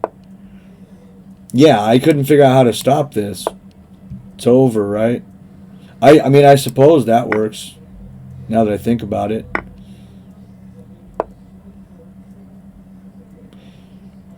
I just saw this coming and thought, fuck it, I'd better do something about it. But look I'm finding some decent moves. Yeah, get that check in, baby. Every pawn I take is a pawn he doesn't have anymore. But notice how he keeps his brooks on black no matter what the fuck's happening. Because this piece can get him. This piece cannot. It's his safest bet. It's his safest bet. And now he's got, Alfred. Oh, that's what it is. Alfred, right? We got Fred, Harry, Alfred, and I don't know the other names. It's probably Gene and fucking, So I'm just dead lost here. Clearly. But see, I've got things in my back pocket that are scary. I've got a check. I've got another check. I've got, you know, maybe it's +7 almost, but practically, like I think Artemas was saying, this or Drummer Boy, this is tough to play for both sides.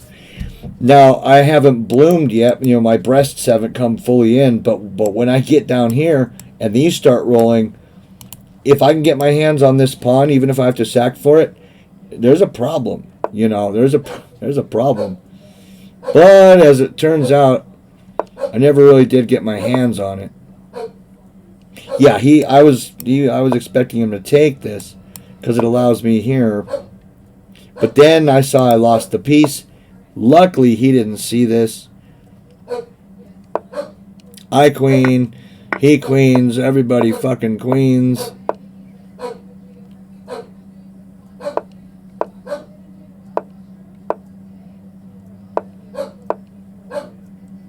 Yeah, I'm finding all the right moves here.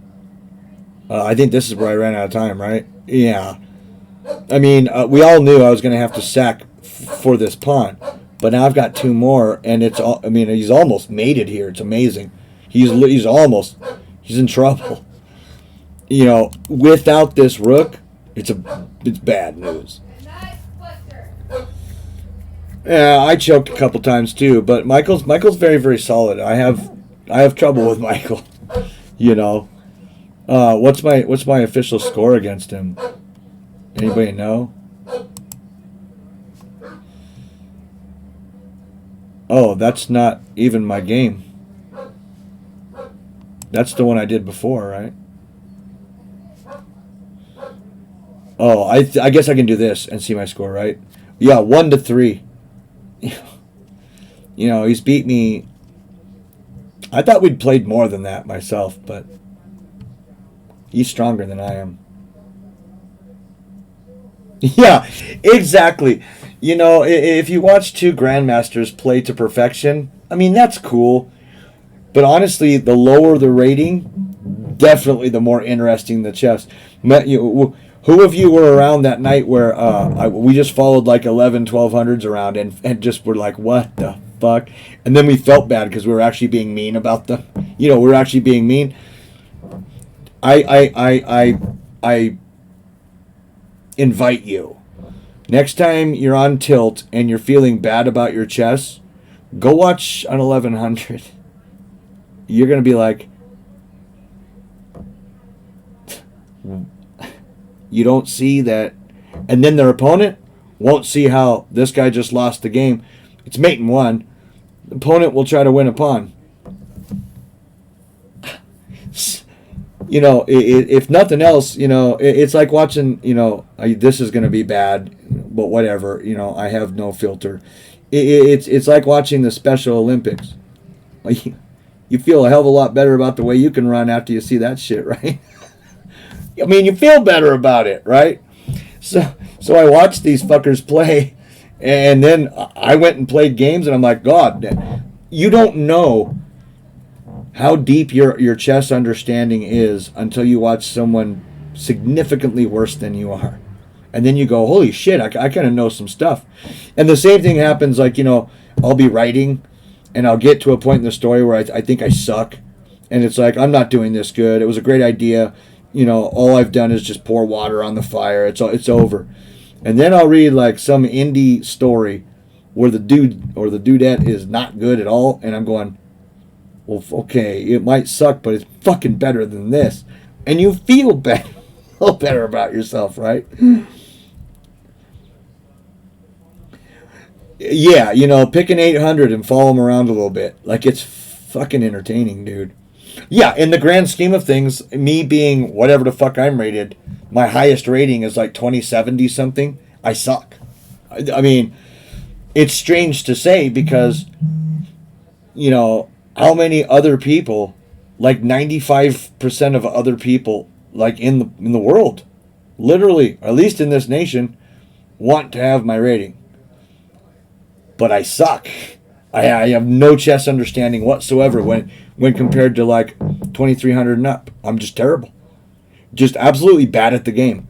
You know, you get me versus a super GM, it's you can't even see me anymore. You know, it's so fun. And the good news is that the people better than me are a lot fewer than the people worse than me. But in the grand scheme of things, you know, when people ask, like, you know, I'll be at work or something, you know, and I'll be like, you know, oh yeah, I stream, you know, because I don't tell fucking people this all the time, you know. A lot of people don't even know I play chess, you know. And when I say I stream chess, they're like, are you pretty good then? And I don't know what to answer. Like, I don't know how to answer that. Well, better than your dad? As long as he's not an IM, probably, right? But good? Am I pretty good? It depends. It depends, right? It depends who the field is. If it's one of Art's tourneys, no. I'm fucking not. Do I get lucky sometimes? Do I get sometimes 12 hours of sleep and wake up and just can kill the world? Yeah, sure. But that's not my baseline. That's why we have ratings. Also, I would like to, yes, I'm average for a chess player. Actually, but I'm not. I'm a little above average for a chess player. But when you ask, like, when I'm asked, are you good? That's almost a loaded question. Like, yeah. You know, like if you have a chess set at your house right now, I'd probably have to spot you a queen. But along comes Eric Rosen, and suddenly it's 10 for 10 at any time control. No, I'm not very good then. You know, it's all relative. But I do this every once in a while. I'd also like to remind everybody, this is very important because I honestly believe people forget this. Your rating is an average of your play, not your best or your worst. So if you're like, say, 1750, well, that's fucking pretty good. That means that on a really good day, you might play at the 2000 level. On a really bad day, you're keeping up with the 1400s. All we're doing as we improve is raising our average. Our general skills slowly go up. And now our baseline, or our average, is stronger than it was 2 years ago. Right? So, like, if I wanted to base my chess off of today's performances, where I'm, you know, winning tournaments with national masters in them, sure, I'm completely allowed to go on every forum on the internet and tell all my friends I came in first over two 2300 types. Is it correct? Well, yeah, it is. I have the proof. I won that tournament. But there's a fine line between saying, holy shit, you wouldn't have believed what I did the other day, which lets people know it doesn't happen all the time, and telling people, yes, I can beat 2300s, and just leaving it at that. They're going to think you're big shit. When in reality, you're basing your baseline play off your highest, you know, apex. Because at my highest apex, maybe, you know, using the same 300 point span, I might keep up with a 2400 like 3 days a year. You know what I mean? Or once a fucking month. Something like that, you know, not all the time. Or I might get schooled by a 1700. We've watched that happen too. So for me to go and tell people, oh yeah, the highest rated guy I beat was titled, that means I'm better than a titled player. Yeah, it's not worth it. But I want you guys to remember, you know, if you're 1400 or 1500 or whatnot, your capabilities is up near 1800, maybe close to 2000 when you're really good. Average is 1450, 1500, 1600. That's not bad. And I'll say it again, the USCF average rating is 1391. Google that. It's going to be within 5 points. I'm using information I got 1 year for it, which was a long time ago, but I've since Googled it and it was 1390. It actually went down a point. I like 1391 because it flows better. I like that. It's easier and nicer to say 1391 than 1390. 1391 sounds like, oh, okay. 1390, for some reason, sounds like, Jesus, fuck, you're not even 1400? But 1391 tells me, you're on your way. It's a mind trick, right? But don't feel bad about your chess. Remember, if you fuck up one day and you lose 50 points, your average or your top level play is like 200 above that anyway. You're just going to get it back. What's important isn't the points. What's important is improving. Please just remember that. Remember, there was a time where we bought our first fucking chess set, Hasbro or Milton Bradley, whatever, just hollow plastic shit with a cardboard black and white. And we had to look at the instructions because we didn't know how any of the pieces moved. Now look at us. Fucking streaming chess. You know what I mean? Taking down big boys sometime. There's no reason to feel bad about yourself. None whatsoever. Average is a very overvalued term. Yeah, because there's too many, especially in a game like chess or, probably almost any other game, there's too many variables that you can get a true average, right? It matters the math you use, the formula. It matters your average opponent. Okay, well then we get to Claude Bloodgood, who eked out like a 2,500 rating in fucking prison, but the best player that he was playing wasn't even rated. These people sucked, and he just slowly but surely, artificial rating himself. So that guy, for at least some time, could go out there and tell people, yeah, I'm rated like 23 or 2,500 or whatever the fuck he got up to. It was something ridiculous. Is it true? Yes. There it is. There's his rating right there on USCF site. Is it accurate? No. The first Grandmaster he saw, in fact, the first FIDE Master he saw, in fact, the first National Master he saw, probably put him in the dirt. But because the system was set up the way it is, there can be loopholes. Now, if I'm the strongest guy in my chess club, and one of them's a tournament director, right?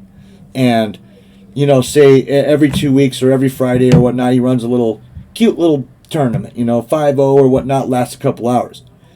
If you're the strongest player at your club, but in reality you're only worth 1,600, 1,700, just for, example, you're going to eke out a 2,000 rating just by winning week after week after week. Now everybody thinks you're a 2,000. Except for the 2,000 that you play and crushes you. He's going to say, what the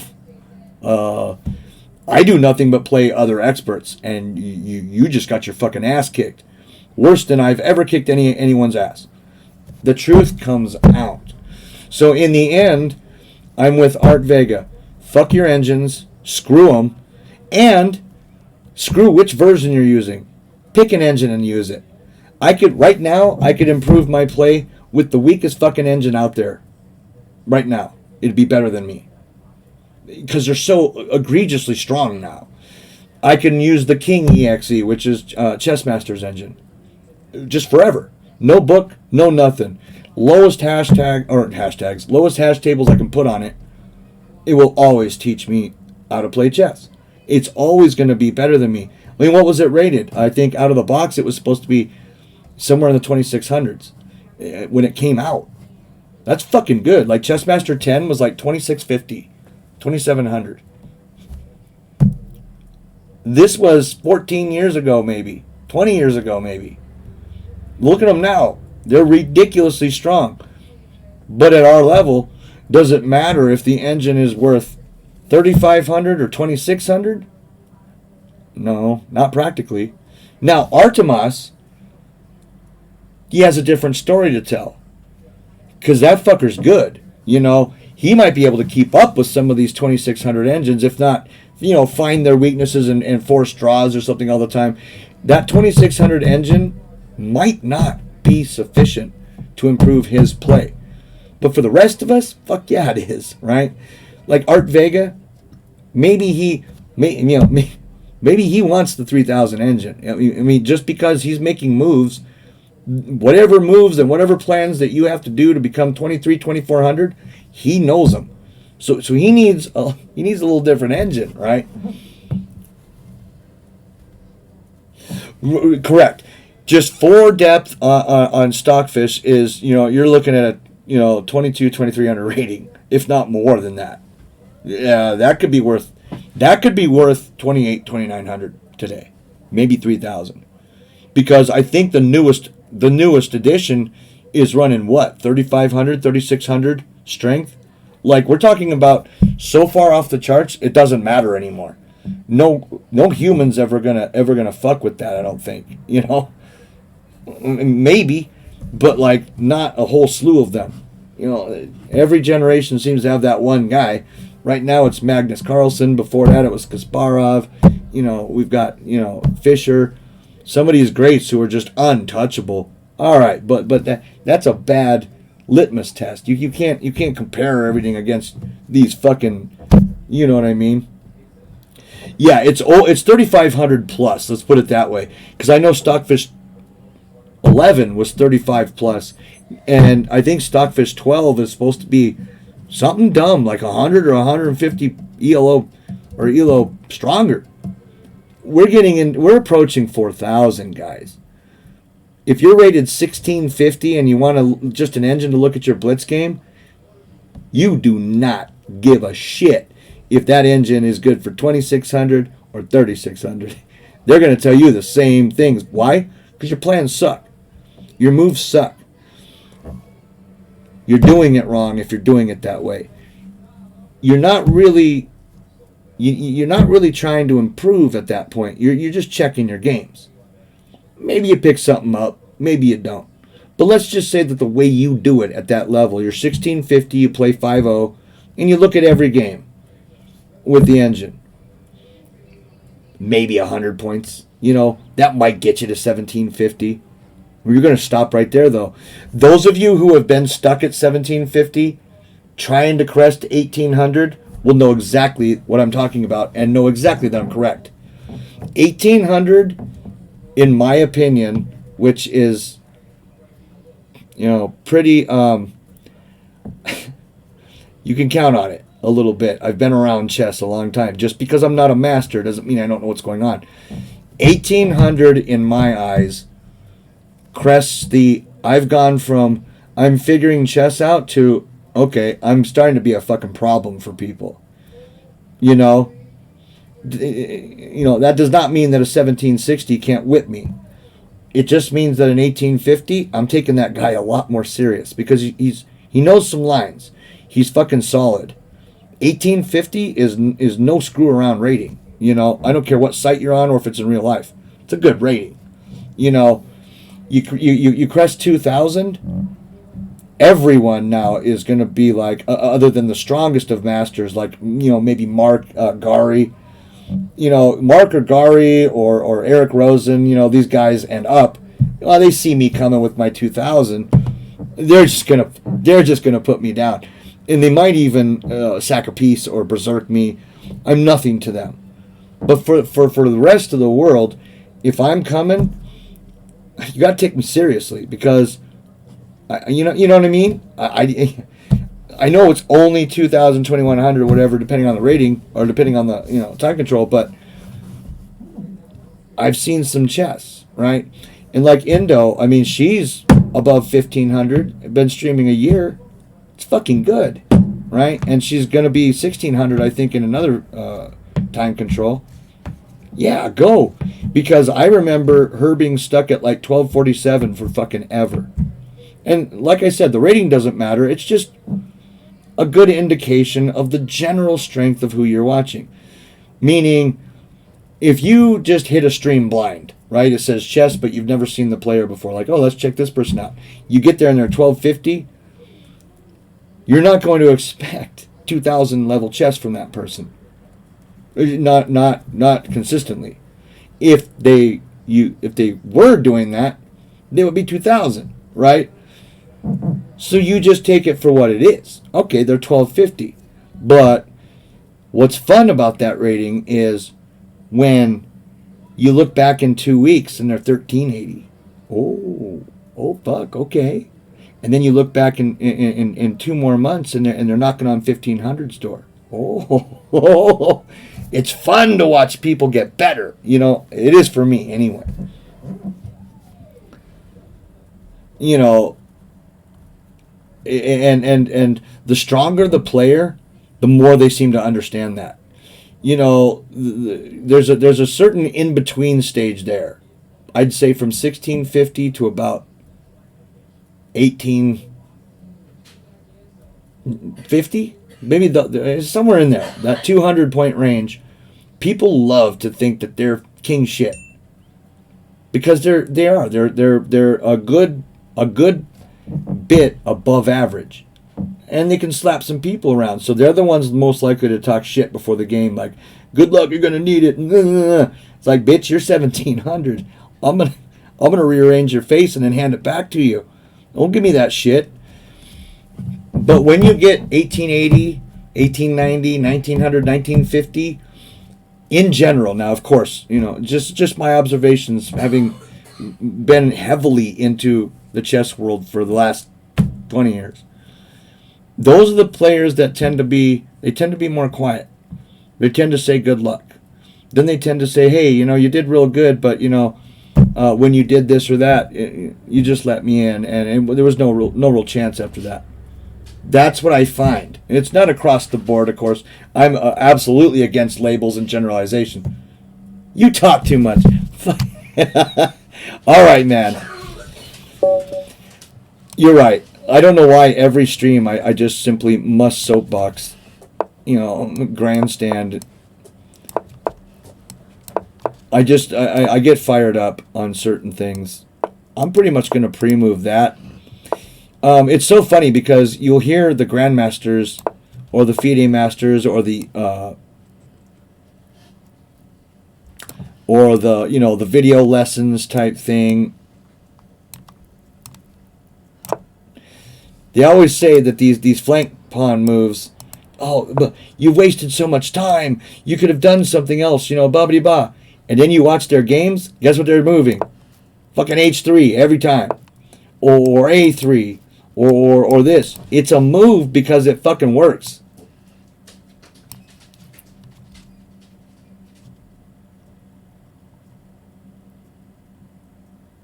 Yeah, okay, I'll take that one.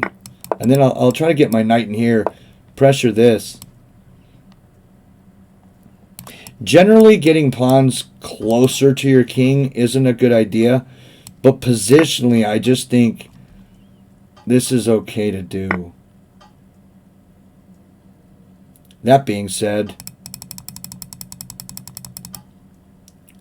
this is pretty much a goner, huh? Alright. Well, let's start pressuring things then. I mean, he can come down for that, but I don't believe in that move. You know, when I decide to come out and play, I'm gonna come out with a quickness. I'm not happy with my position. Jalopy has this weird ability to get me to play shit I don't want to play. Just constantly. I'm going to give him these 2 passers if he wants them. Yeah, he does.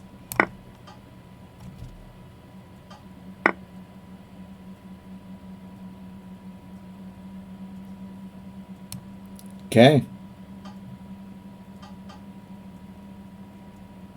Why has Jalopy just been fucking kicking my ass lately? Last stream I thought it was because I was tired and got too fucking high, but now I'm starting to wonder if this bitch, what's he doing with his life? And he moves immediately, right? There's no way this should outplay me, but it's exactly what it's doing. I don't like that rook. I'm actually probably losing here.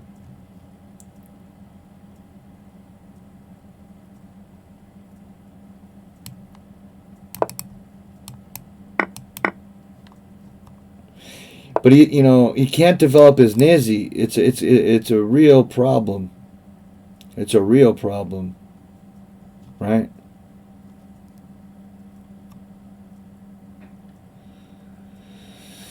This is also annoying, this pawn. I think I'm going to try to get rid of it.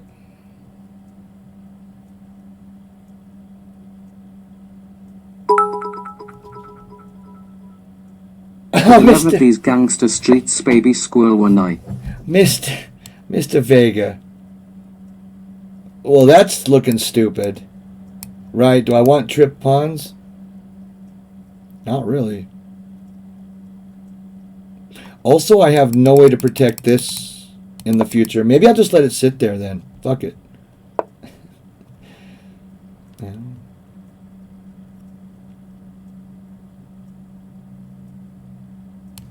Okay, and then I'm going to take the open file. The Nizzy still can't get out, mind you.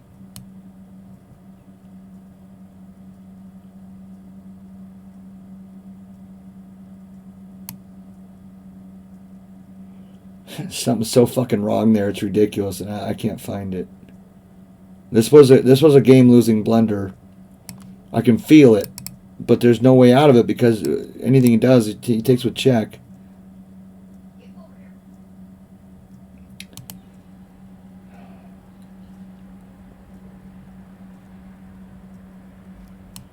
I fucking don't know.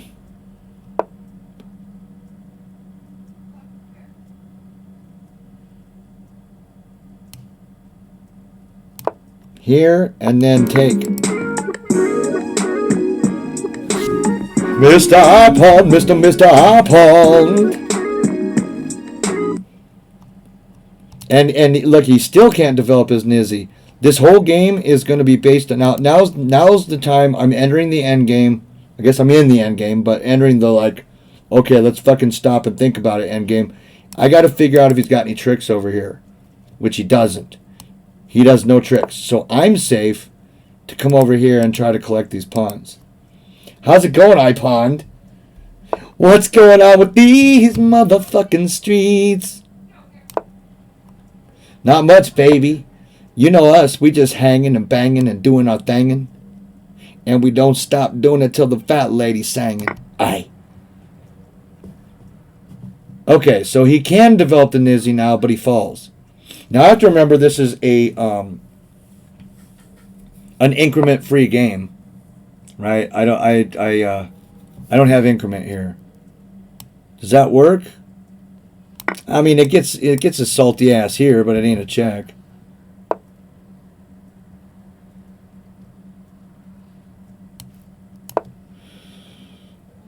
Fuck. Oh, he didn't go for it.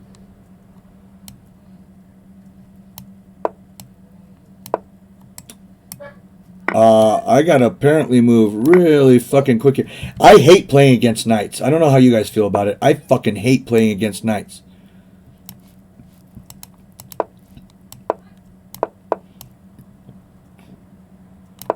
I will lose all the time. It's hard for me to predict where knights go. Just like spatially. They're tricky, you know. They're the only piece that can fucking change colors. You know, like a gang member and really come in and screw you.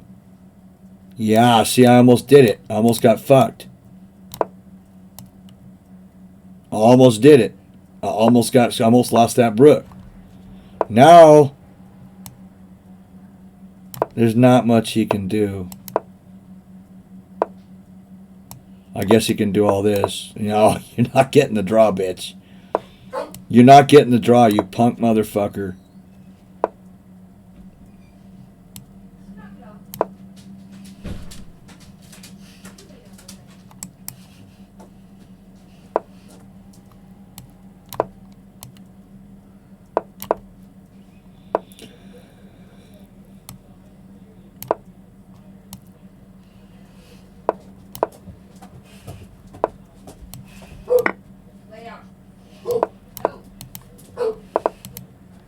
If I stalemate you, I swear to fuck.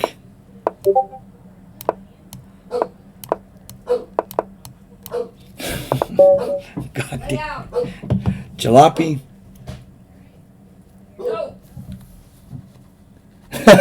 Yo. You know, and then there's players like Jalopy who are just simply exist to cause you problems.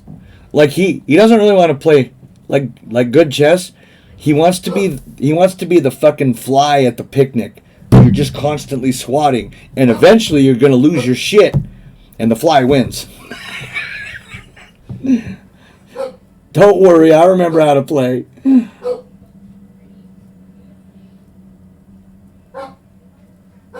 Good, iPond. Yeah, I mean, this seems to be the time for personal shit going on, right? It seems like everybody's got something fucked up, dude. Yeah, the fear of forks. Especially when my brook is kind of hanging around the king. Man, I'm gonna lose that tower.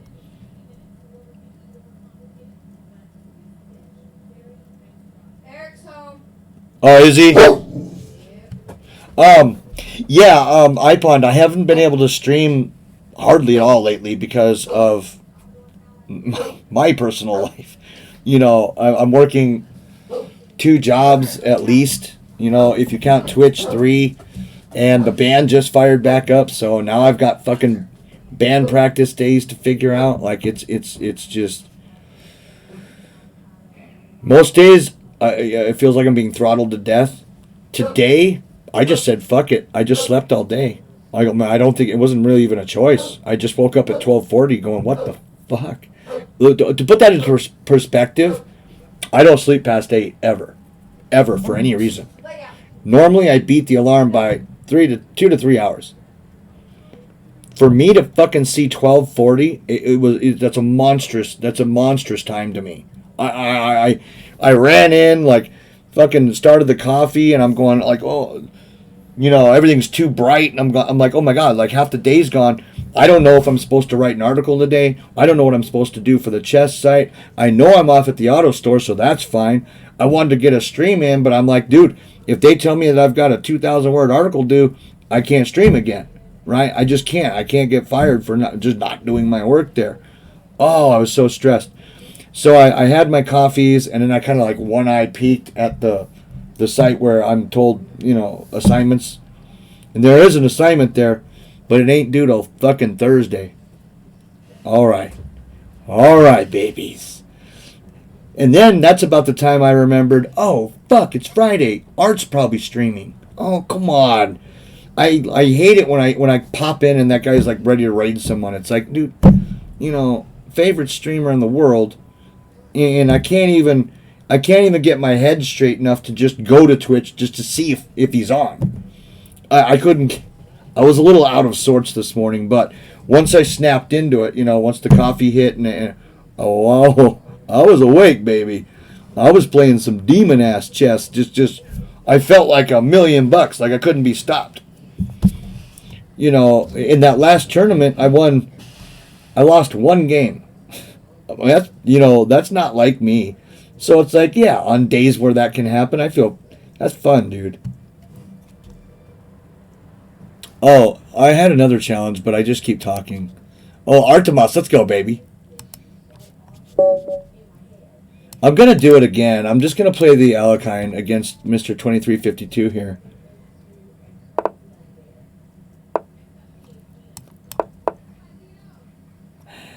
Well, and you know what? It's honestly, it's not the fact that I have to work every day. It's the fact that these articles are massively in depth and take me longer than they would take almost any other writer. So I'm just working constantly. No time whatsoever. I get up, I do, I check a couple sites in the morning, I have my coffee, and then I start working over there at the chess site. And I'm watching the clock the whole time because I know that at 3:30 I have to stop so I can get ready for my other fucking job. That's the problem. I've had no time. Well, does that fail? Right, no, because he's got this, right? But he doesn't have time for this right now. I played this wrong last time too and thought I was slick. There's a way this wins. There's a way. I just guarantee you I ain't gonna find it. with a player like Artemas or like Art Vega, some of these big boys, I've always done this. My rule is I try to survive past move 20. If I make it past move 20, I figure I'm doing really fucking good. And I know I've gotten out of the opening and have a chance. That's all I want. I know that eventually I'm going to get outclassed, but I want to keep up to move 20. For some reason, it's always that move for me. 15, I don't care about. 20. I want to enter move 20 feeling like I could still win this if I was really good.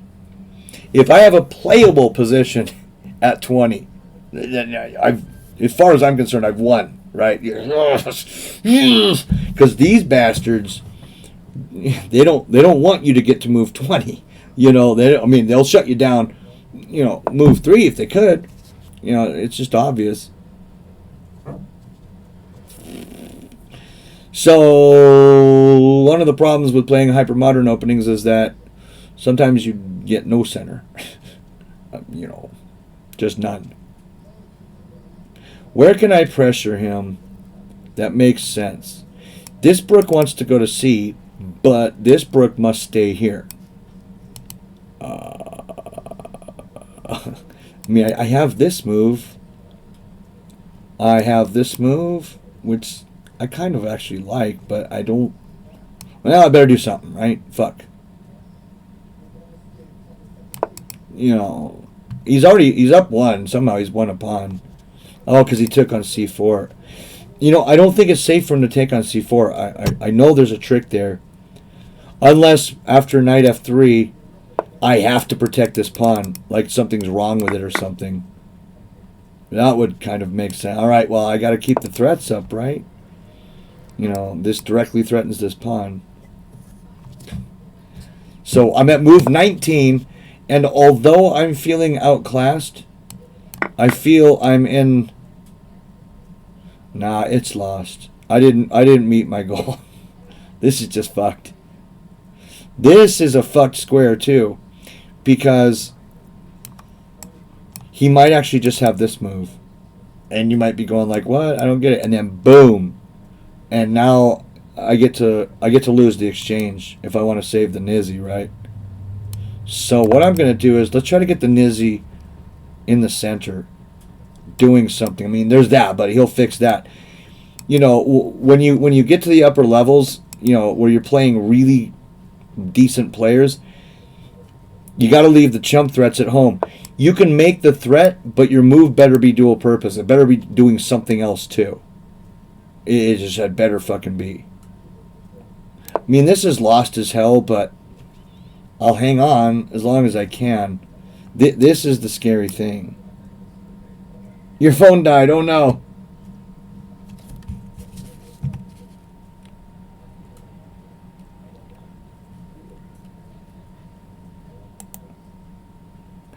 Well, I got move 20, but I was losing at move 20. I don't think the position is playable. I think that White's just going to kill me here.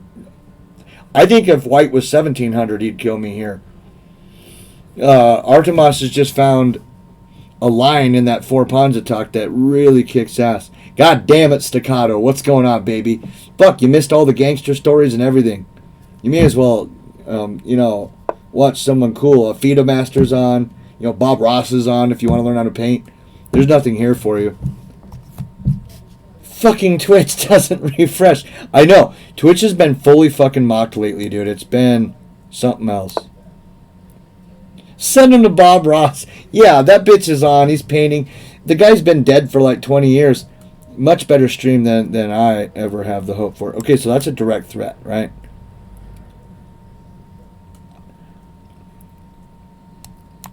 What am I going to do?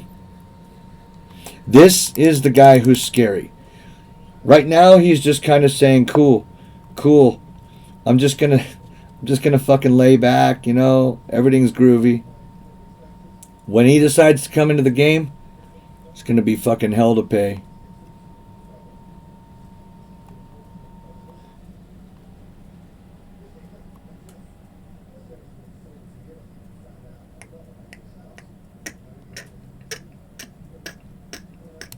Well, that's what I'm doing. Ben Feingold, you can fuck yourself. I need to break up this center. I also considered... I can't roll back the... I also considered this move. But that move isn't as effective because it can push past.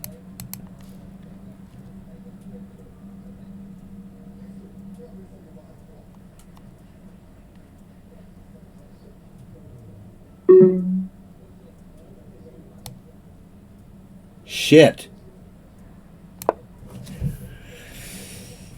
Good move, dude. Attack the... Yeah.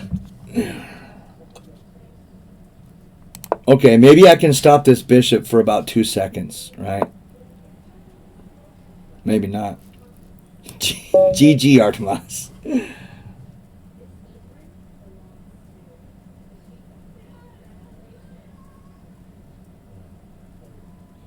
Fuck, I never thought about NASA, dude. I'm a big space guy. I mean, you know, I've said it before. I got 2 A's in college, and I have fucking like 120 units plus.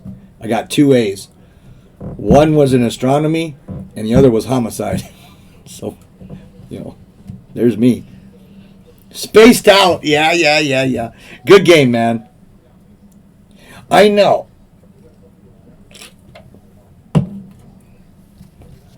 I know that this line is interesting. And here's, okay, let me let you in on a little secret.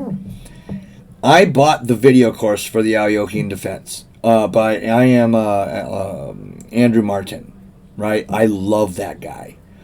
I don't give a fuck if he's reading the phone book, dude. It's entertaining. He's got the accent. He gets really excited, you know. He's the complete opposite of Nigel Davies. I don't know if you guys know who that is. This guy's dry, boring, worse than Feingold, you know, as far as entertaining. He's just talking. That's all he does.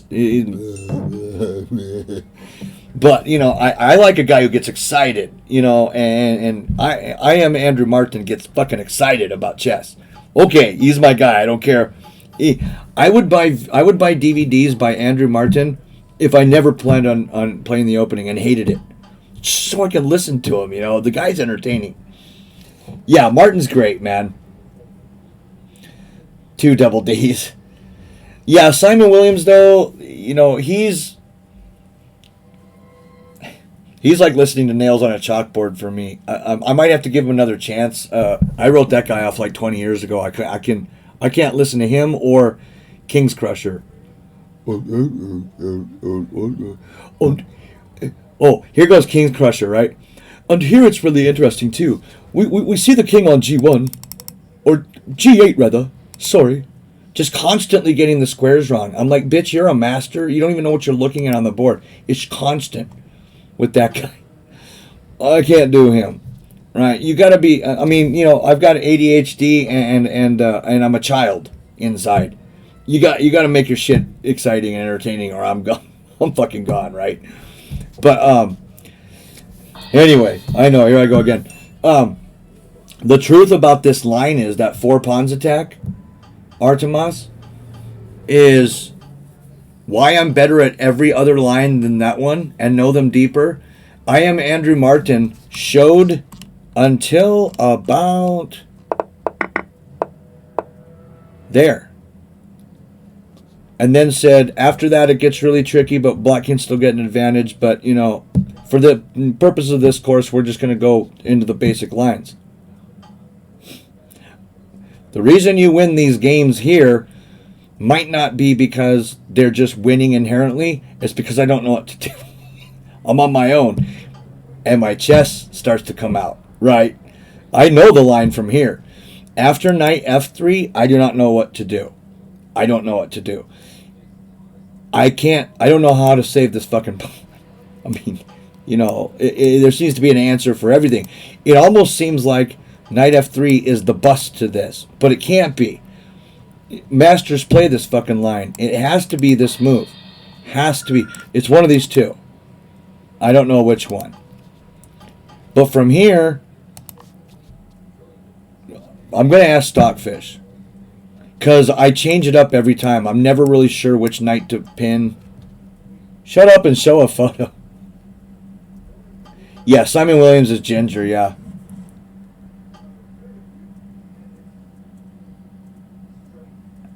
All right, Satco, thanks for hanging out, buddy. Okay, so correct, of course, is the thing I didn't do. Right. But why, okay, why is this correct? Oh, it blocks the sight of the fucking pawn. So it only works until then, right? Oh no, because then I've got this. It's a sharper position than I give it credit for at this point. I just figure after knight f3 I've lost. I didn't know what the answer was. So now, you know, this is, it is possible. I just pretty much have to not react, or okay. See, now I'm learning. This is how you should learn an engine. Look, I play this line all the time. This particular line of this opening busts me every fucking time. Well, I can do one of two things. I can go to YouTube. Well, I guess three things. Find someone talking about the Alekhine 4 pawns attack and hope the fuck they cover it correctly. Buy a DVD with that explains this line, which means it's going to be an advanced thing, or pay for a coach, or turn the engine on. Well, okay, now's when I use the engine, right? No, the bishop's not hanging. I mean, it is, right? But he gets it back with the check. That's the whole trick. He gets it back with the check, which is, this is apparently the line I need to go into. This always scares me because, okay, even from here, let's say he plays this instead, right? Well, that's not going to work. But you know, what's scaring me is this. I mean, he's got a pinned fucking piece here. Like, you know, if he gets rid of the bishop. So he takes the knight. I take this, of course, which does bust his pawns up a little bit, but in long run, it just gives him another center pawn. Oh. I've never looked at this line this deep, by the way. Oh, this is mean. This is nasty. And then queen here, yeah, it has to be. Ooh, what a bitch. And but see, I'm even though this is the best line, I'm losing. 1.6. This is my best chance in that line. It's not real promising. Not against, you know, against a 1750 maybe. You know, but at that point you're doing what Mark Esserman told me about this opening. You're hoping for weaker chess so that it works. You're hoping for weaker chess. The Alekhine is not the strongest opening. But damn it, sometimes you just want to have fun. And the Alekhine is fun, right? Way more fun than the Sicilian to me. I am literally better with the Sicilian because it's a more stolid opening and it allows some freedoms that the Alekhine doesn't. The Alekhine is literally almost a system, not really an opening, because depending on what white does, you have to play certain moves or you lose, like immediately, badly, really badly. Whereas in the Sicilian, okay, here's your general idea. You know, play ball. I like that a little bit better. But damn it, doesn't mean that I'm not going to revisit the Alekhine because the fucker's fun. It's fun. It's a fun opening. Even against these strong types that, oh, look at that. Look at that, bitch. That are surely going to own me for it. Well, now, why didn't I see b5? Why did I think I had to move the knight? The game's already lost, but I could have kept the fucking knight there. This is really bad.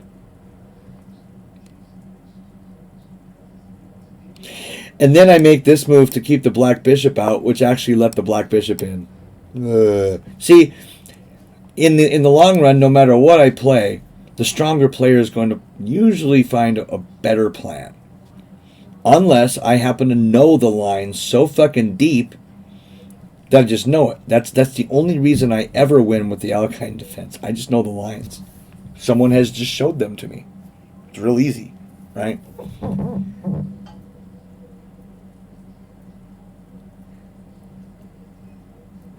Does he do that shit? I saw that Joe Bava was streaming the other night, but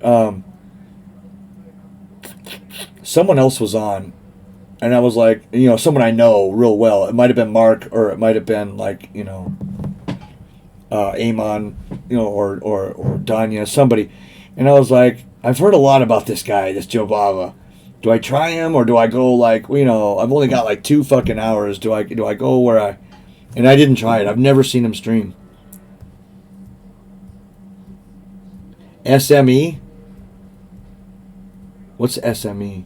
I'm probably missing something.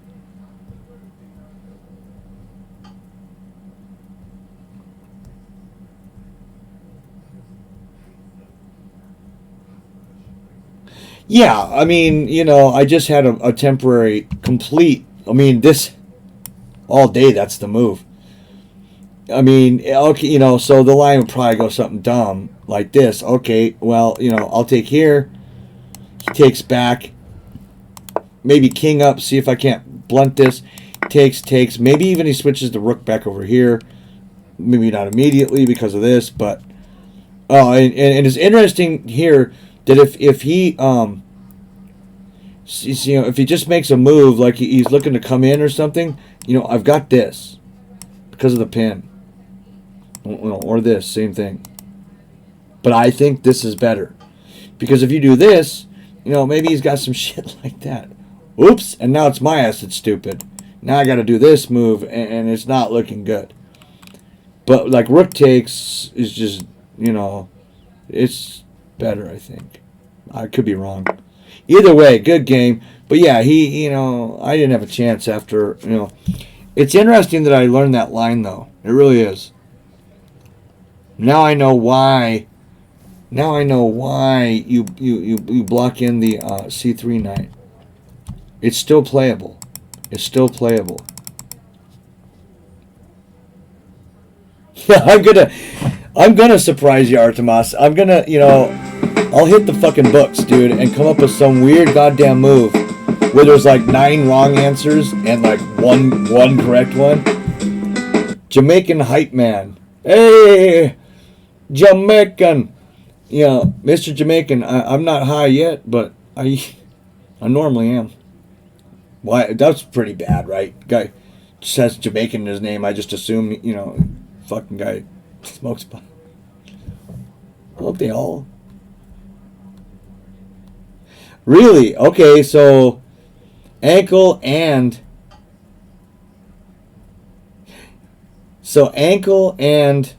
Art Vega have given him... Okay, it's done then. I'll go watch him.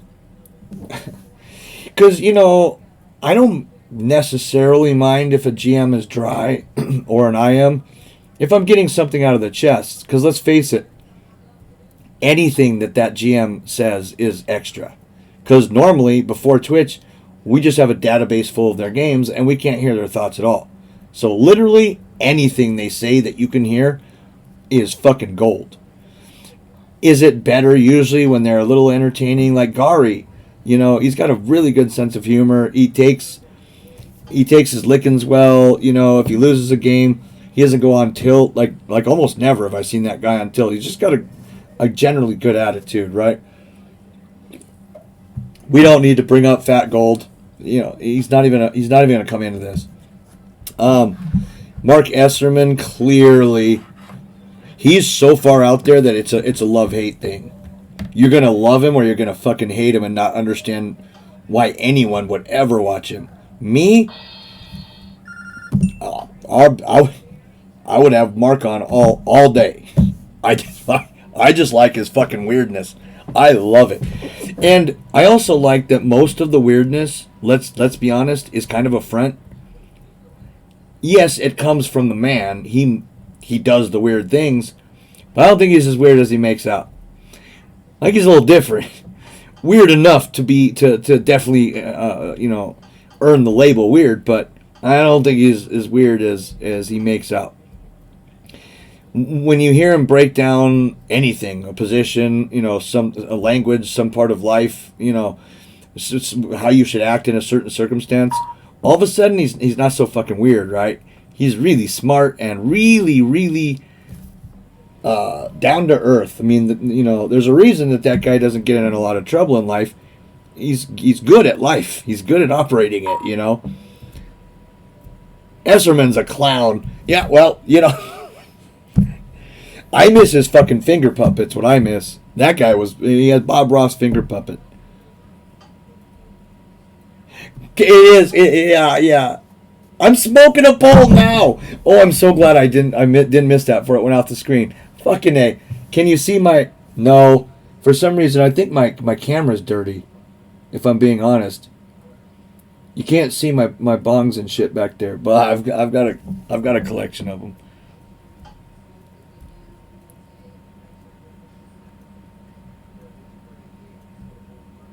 Yeah, everyone gets tilted. I've seen Amon tilted. Clearly, Eric gets tilted. You know, Hansen. Danya gets tilted. But a lot of this is just for fuck's sake. You know, you've got the camera on. Your streams are like 8 hours plus on average. And you're playing nothing but like Hyperbullet or Fast Blitz. There comes a time where the old brain just says, yo, bitch, I don't give a fuck how smart you are or how good you are at this game. You need to relax, and you'll just start short-circuiting. It's going to force you to relax a little bit, you know? I wouldn't bat an eye if a headline said Esserman killed somebody.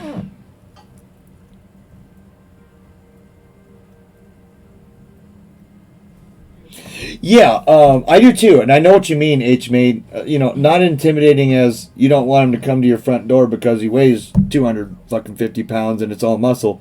Intimidating in that it's almost hard. It's hard to explain why, because I'm stupider than he is. He's intimidating in an intellectual way. He's alpha. He's the alpha who doesn't grunt at you. That's probably the best way to say it. He's the alpha that isn't fucking doing this at you. But when you see how he treats certain situations or you see his thought process, you know, oh yeah, he's the guy in the room that you probably don't want to fuck with too much because, you know, he's very smart. Very, very smart. Not so smart he's actually crazy. He's on the good side of things, right? Weird's fine. I'm weird. But I'm not as smart as that guy. So it's like I got fucked a little bit, right? I'm way more weird than I you know, my streams let on, you know. Like, mostly because, you know, it's fucking chess, you know. Well, I mean, I guess it gets a little weird here. I mean, it has, but you know, like at the auto store, I'm constantly joking about like she-males and coke and, you know, I'm way overboard, you know. I mean, I guess I do that kind of here too. I don't know. It just seems like when I'm streaming, I'm a more mundane version of me. But I you know, I just can't figure out how to fucking be weird when, you know, I'm this fucking big. I got the Zong. Check out what I got, dude.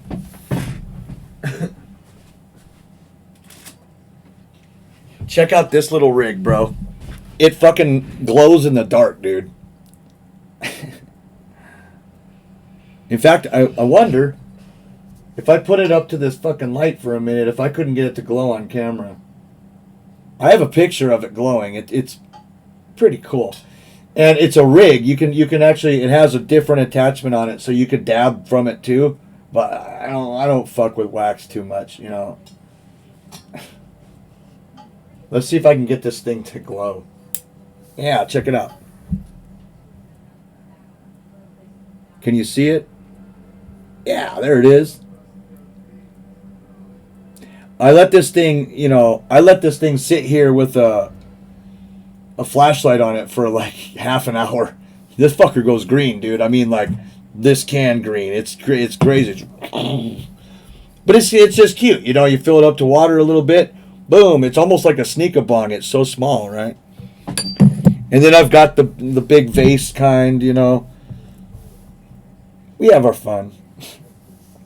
We try to have a little fun. Big one. Old school. I love it, Jamaican.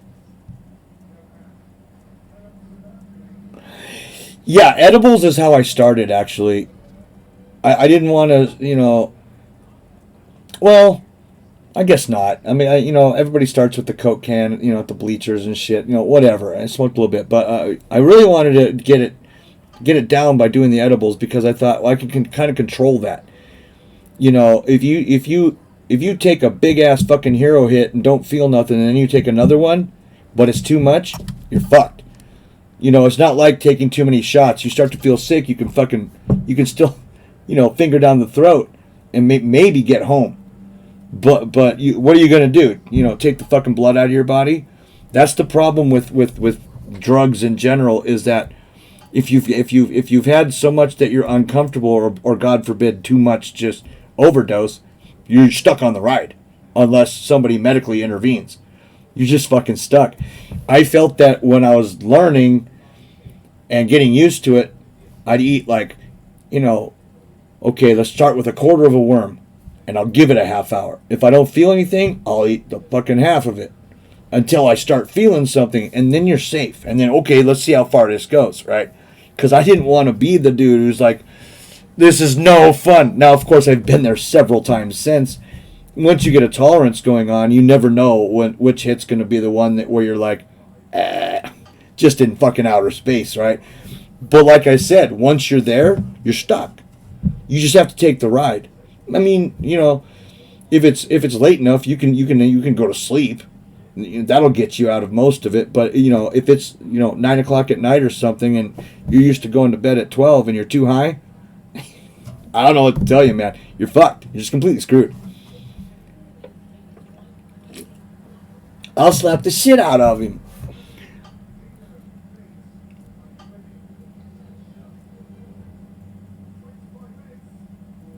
As smart as Esserman and also a martial arts expert.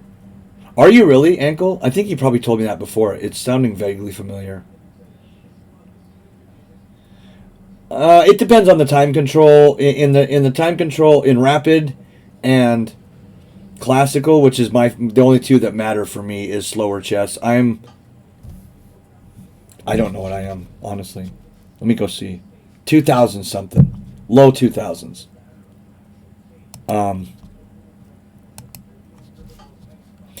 In rapid, I'm 2083. In classical, I'm 2072. So I'm knocking on 2100's door on both of those. You know, just good enough to get myself in a lot of trouble. Not good enough to say I'm fucking good. You know what I mean? Yeah, that's the fucking story of my life, guys. You know, it's like God played a sick joke on me when I was born. I have a good amount of smarts. Not quite enough, right? One of my favorite things to say is I'm just smart enough to know that I'm not smart enough. It's a sucky place to be, you know? It's like I can write, but I'm not Stephen King. I can play chess. Pretty good. I'm never going to get a title. You know, I can do this. Decent. Like drumming. Okay, I've been drumming for 20, I don't know. 94 is when I picked them up. 94, 2004. So I don't know. I'm still 25 years, 6 years, something like that. I'm okay. To someone who isn't very good at drumming, I may as well be God. I'm pretty fucking solid. I know some tricks, and I'm like a metronome. I almost never speed up or slow down. But to somebody who gives drum lessons, I wouldn't even go in that guy's garage. He knows so much more than I do. You know, it's the difference between me and a fucking grandmaster. I'm okay at everything. At everything I try, I get to pretty good. Maybe even damn good. But I'm never great. Never great. Never will be great at anything. My greatness lies in if I was going to say it to anything, it would be my social abilities. If I'm in a crowd or just talking to someone else or, 3 people, it doesn't matter where you put me, I like have this weird, deep understanding of what's going on. I know what everyone's thinking. I know what they're going to do. I know who's going to leave first. I know who's the problem. I know, who's single. I know, I don't know how I know this shit. But I have this weird ability to size people up like that. And it's literally never once done me wrong. Ever. I'm always dead on. I don't know how I do it. But that almost doesn't even count because it's just something I've always been able to do. I'm sure a lot of it's learning, but I didn't try and study it. I just got better as I got older. In the drive-thru, I can tell if that person's having a bad day. I just can hear these things, these tiny little nuances. I pay very close attention to what they call micro expressions. I don't know if any of you have heard of that yet. Oh, you guys can't even see my fucking rating because I'm retarded. Here. There's my ratings. Ultra Bullet, shit. Bullet, good. Blitz, good. Rapid, pretty good. Classical, pretty good. Correspondence, good. Crazy House, okay. 960, okay. King of the Hill, not so great. Yeah, it's the story of my life, man. I think that if I put everything down and concentrated on one thing and someone gave me ample time and the ADHD wasn't as bad as it is with me, maybe I could get great at like one thing. But I can't concentrate on one thing for too long. So I have to have my hands in a little bit of everything, and that prevents me from being really good at any of it. I can get pretty good. Damn, this mic is actually clipping. Am I loud? Here, let me turn this down a little bit. Is that a little bit better? I hadn't even looked at the OBS for a while. No, I have no clue what's going on in life. But anyway, there I go. For some reason, I just want to talk. Same rating. Right on. Yeah, so, I'm all right? I know damn well, that if I was to meet someone at a party or for the first time and they're like, oh, you play chess, are you good? Well, I'm going to say yeah. Because they're just not going to understand if I say I'm not good, but the fucking site that I play on says that I'm better than 95% of players. Well, they're going to say, hey, stupid, you're good. Kind of. But in the grand scheme of things, I'm a beginner. I am not good. I know my basic tricks. I understand positions somewhat. And then I try to stay alive. And that's gotten me to almost 2100. That's it, man. That's all I do. Oh, I know some traps and zaps, of course, some lines, but not what you... Listen, here's what it comes down to. Your average, 1,500 player who has dreams of becoming 2,000 or 2,100 wouldn't believe how bad I am at chess. Because I'm not to them. I'm really not great at chess, right? I have my days like today where I literally got 12 hours of sleep and feel like the world where, okay, I'm playing a little better than even my average. It's going to go back down tomorrow. I guarantee it. Yeah, I can't keep this up.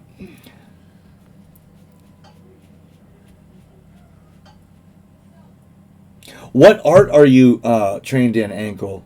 Because I got to be, once again, I would say good at martial arts. I took it when I was a young teen, say 13 to 16 or so, and I got to where my next belt was going to be brown belt. Okay, so that sounds pretty tough, right? What you don't know is that there are 5 brown belts before you even get to the first black belt. And then if you get a first degree black belt versus my sensei, there is no fucking question who's going to win that fight. So now we have the same world as chess. You can be a black belt and get your fucking ass kicked 10 of 10 times by an 8th degree black belt. You're just not good yet. You're just not good. Oh yeah, you go to a bar, you're king shit. No one's going to beat a black belt at a bar. No one. Unless they have to be another black belt or armed or something. But that black belt walks into a pissed off 8th degree black belt. I don't give a fuck if that guy's 70 and the black belt's 40. He's going to get his fucking ass kicked. You know what I mean? He's going to go down. Why? I think that black belt would be like expert level chess. So let's say I have a black belt in chess. I can see, the comparison being not out of control. What the shit do you have to do to become a 8th degree, 4th degree, 10th degree black belt in chess? Holy shit, Japanese tutor, what's up, baby? Okinawan, okay. What's going on, Japanese tutor and Japanese tutor people? I was just comparing chess levels to martial arts because, it's just happening. It's just happening. What's happening, Aaron? Shh. I like that. Probably a quiet guy, right? Shh. But okay, so if I'm a black belt in chess at 2,000, 2,100, I think that's fair. What would get me to 8th black belt level, which we'll call, master or even grandmaster? Technique. That is, I believe that fully. It's your technique.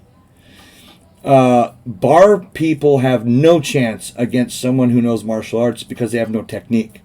They get angry, their face gets red, and they hit. It is so easy to beat down a guy at a bar. It's ridiculous. I don't give a fuck who he is.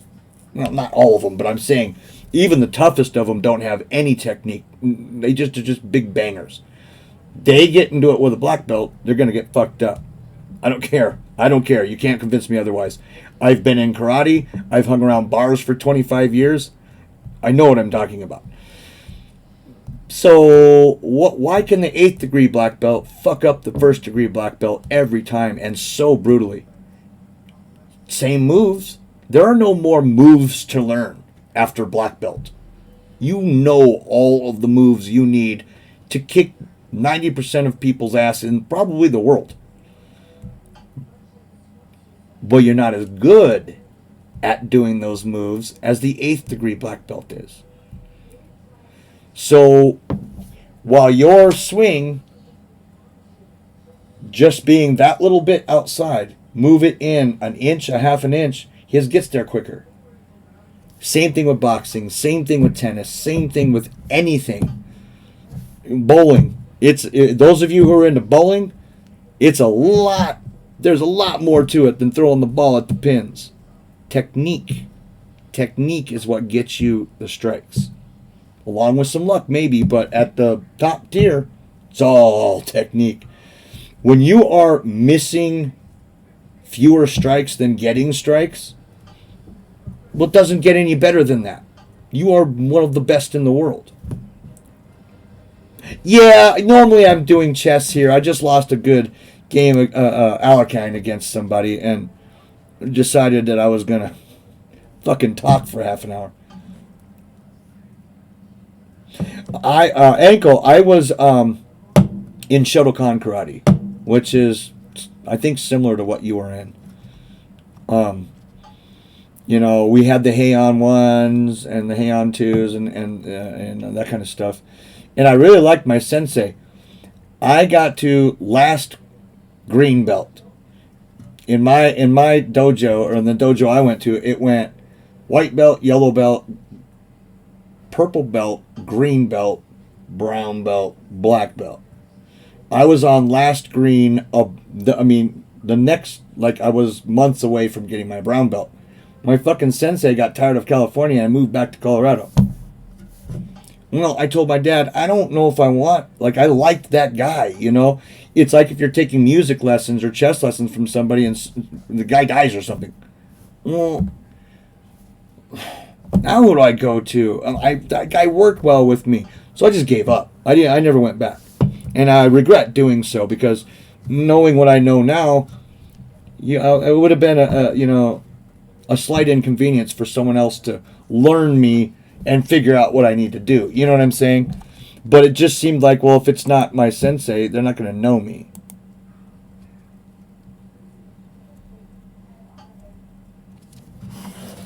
Oh.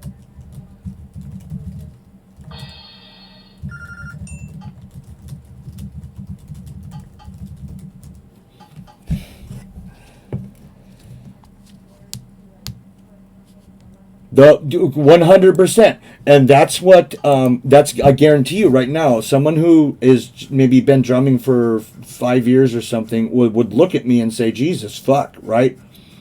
How do you do that?" Well, I used to be Bam Bam. This was me. Fucking sticks breaking. I before a show, I'm not kidding. I had to buy either a 10 or 20 pack of sticks, and I was breaking them all. I thought, in my drunken Bam Bam mind, that breaking sticks was a sign that you were getting better. Fuck yeah. Fuck yeah, I did. Clack, and I'd watch that thing go that way, and I'd throw it and be like, yeah, yeah, yeah, you see that? Boom! My hands would be bloody, right? Over time, I figured out that if I have the stick like this and go, like right there, you hardly saw it move, right? I will fucking bruise your leg. It won't go away for 2 weeks if I did that with a stick in my hand on your knee. I can break fucking skins from about an inch over them because I worked on technique instead. So now, of course, you still get excited and start playing too hard sometimes, but normally, boom, boom, and you keep them low and your speed increases, your accuracy increases, everything gets better. You figure out that you like lighter sticks instead of heavier sticks. You figure this out. And now, even though your play to the naked ear, just to the layman, hasn't improved at all, your technique has, your comfort level has, your speed has, everything has. Now that you've got that down, it's time for the play to increase. And it's the same thing with everything. I think that's about how it goes with anything you're learning. Anyway, let's do some chess. I mean, I got the fucking raid, and I just refuse to play chess, I guess. Who wants an arena? What should we do? Should we do one arena? Or you just guys want to watch me lose something else? I don't care, man. I'm pretty easy. I can do one arena. I know this is a little shorter stream. I usually go for like 6 hours is my minimum, but it's fucking 11 o'clock. But yeah, I really miss martial arts, man.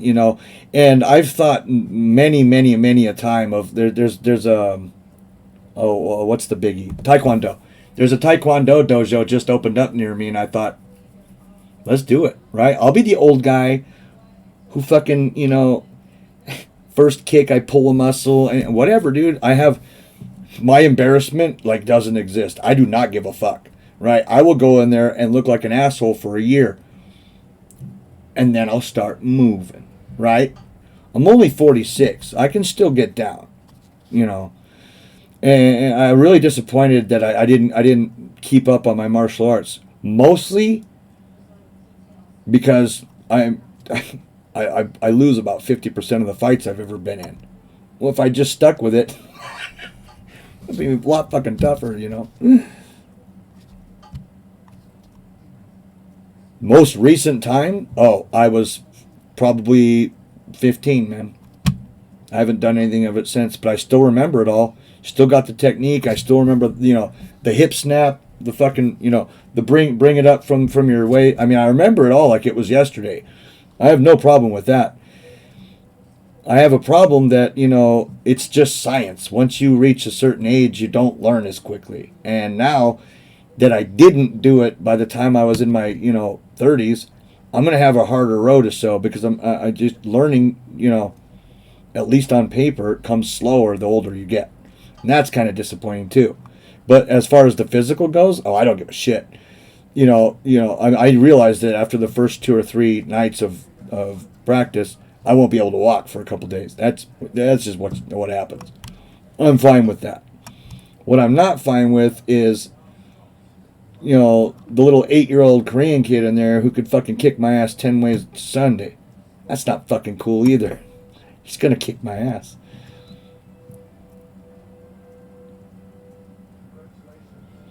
Yeah, and now, of course, I don't necessarily want it to actually be tough.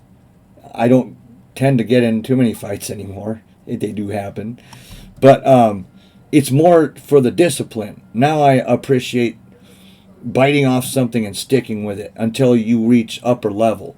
I think that's a beautiful thing. It's very, very respectful or respectable, I should say, to see something long term like that through. Yeah, I mean, if I got a black belt in something, Jesus, I can't even imagine. I would feel so accomplished. Of course, you got to get through the 5 browns first, and that means you got to really try hard.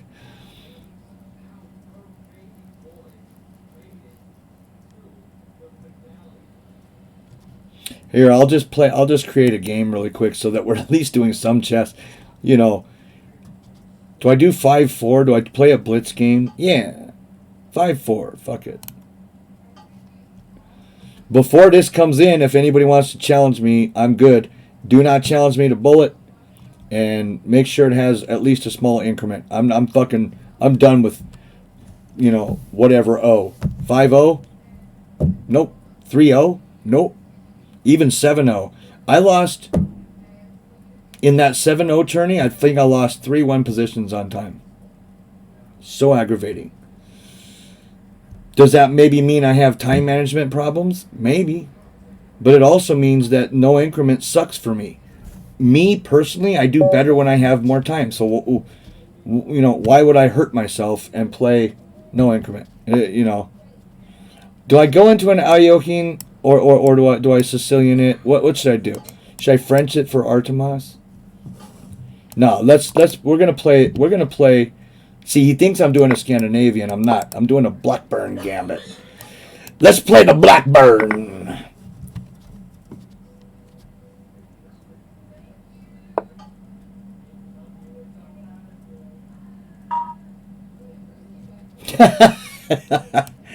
Okay, we can pre-move a lot of this. He's going to come out salty with the bishop, renewing the threat on the pawn. I just play bishop here. It's all very, very, it's the same game almost every time. Have I ever looked at this with an engine? Nope. I didn't even know it was a real gambit, until I made it up one night on fucking stream. Now just this, and, all the saltiness is gone. French it and I leave. I know, baby. Oh, another thing I don't have is any kind of music today. I'm just boring today.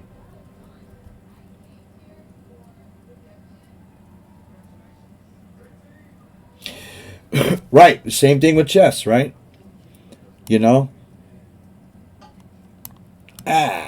That's castle first.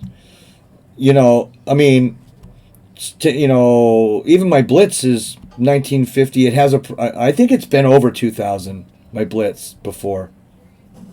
I know my bullet has been 2001 before. But, so let's just, call me 2000 at, average in everything, 2000-ish, at least on Lee chess, right?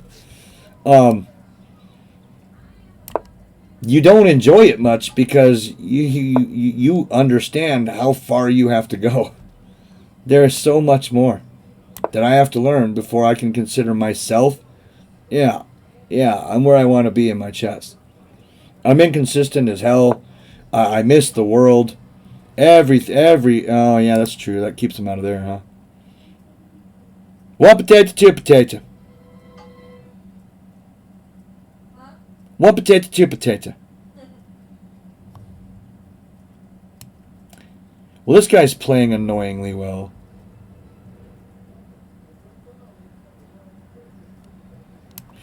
I got a problem on this square. I can feel it. I got a fucking problem on this square.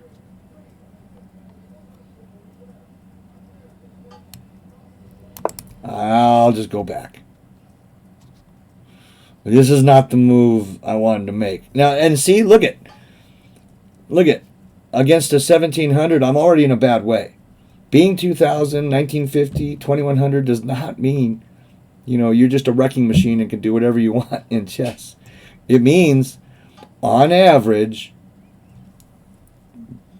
you play at that level against people that are rated. That's all it means. Nothing's a guarantee. Thank you, Underlords. I think you're killing it, baby. Oh, blue belt curse. Okay, yeah. Most people in other God, what do they call them?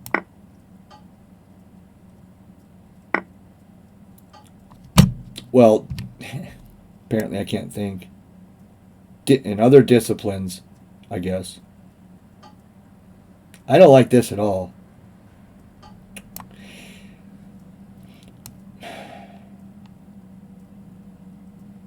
Do I like that better? This looks really loose too, man. Yeah, they call it the brown belt curse. I mean, it's the same curse, just a different belt color. Aye.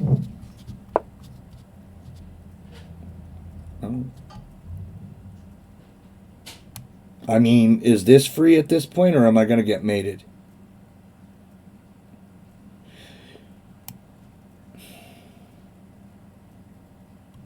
I mean, I've got this. If I hit the queen, I give it the chance to go back there, but he gets off my fucking ass, right? Let's just get him off my ass.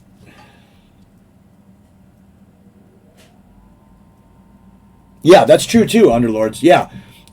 I remember, the sensei's son, his name was Wes. Real cocky little kid. I think he was older than me at the time, but not by much. Maybe he was my age, right? Somewhere between 14 and 16 somewhere. And he thought he was king shit because there were no other brown belts. It went my sensei, who was like an 8th degree black belt, this guy named Rob, who was 1st or 2nd degree black and extremely tough. But he was like, this guy went all into it. If he was doing anything, face was red, I mean, he was one of those guys, right? Just very, very intense. And then there was the rest of us. You would call them class players. Everybody else was 1500 and down, say. You know what I'm saying? That's cute, right? Is there any way to get to this square? Is there any way to get to that square, he says.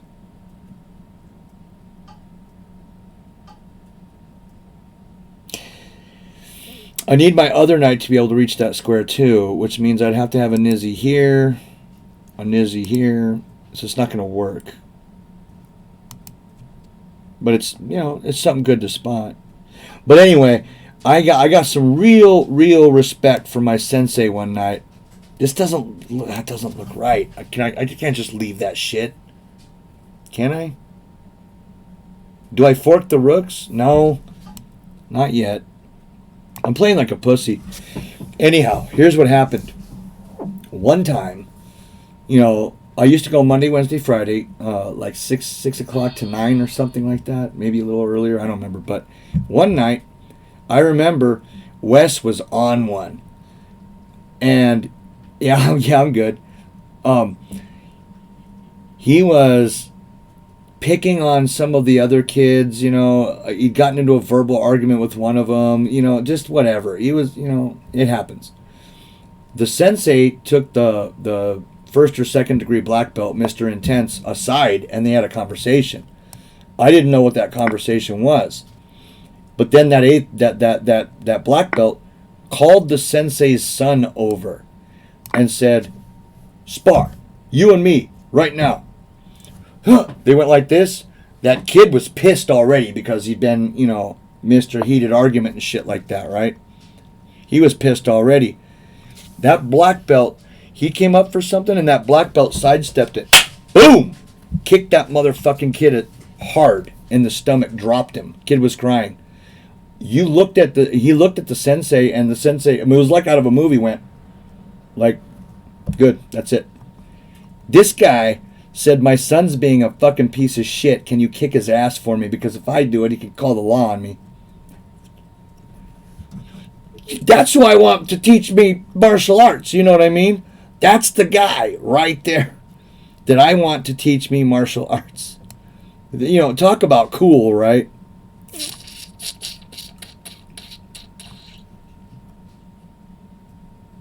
Do I care about any of this? Like, did I just get mated somewhere? But, I'll never forget when that kid dropped. Because he, just like what I've been talking about, he was fucking extremely tough being a brown belt, but he wasn't a black belt. You know what I'm saying? That difference is extreme.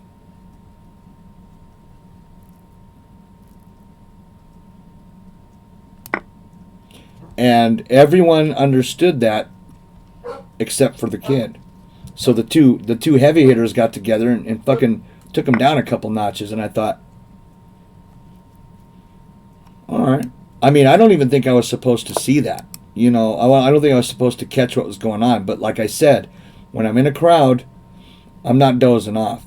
I got my eye on everyone. I know what's going on.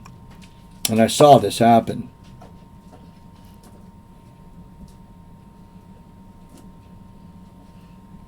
Well, I mean, centralized shit, or I don't know what to do. Why don't I know what to do?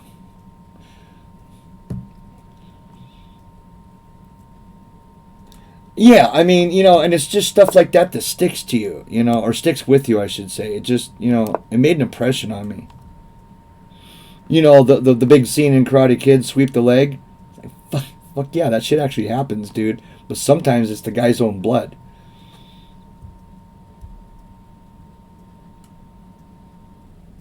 $100%. And the same thing ankle happens in chess. Go on some streamer and you got a loudmouth in chat.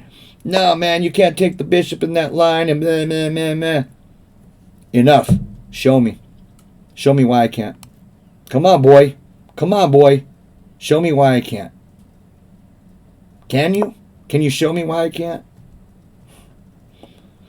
It's that put up or shut up. Prove it. I like the proving grounds.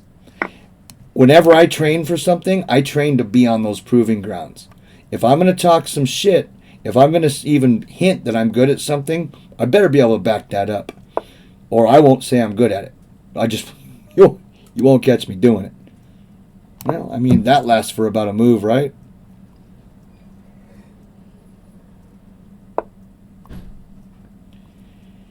Something wrong there.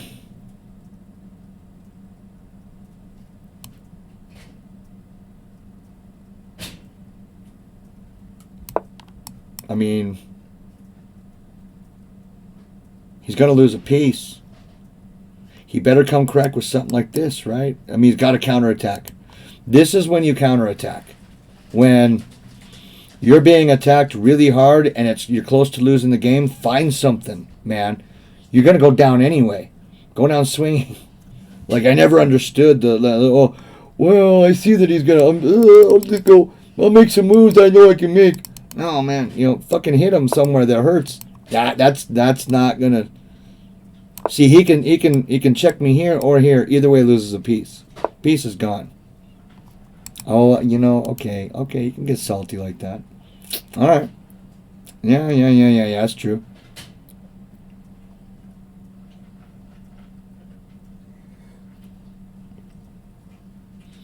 See, now I went and talked my shit, and nothing I said was true. End up being, I want my bishop here.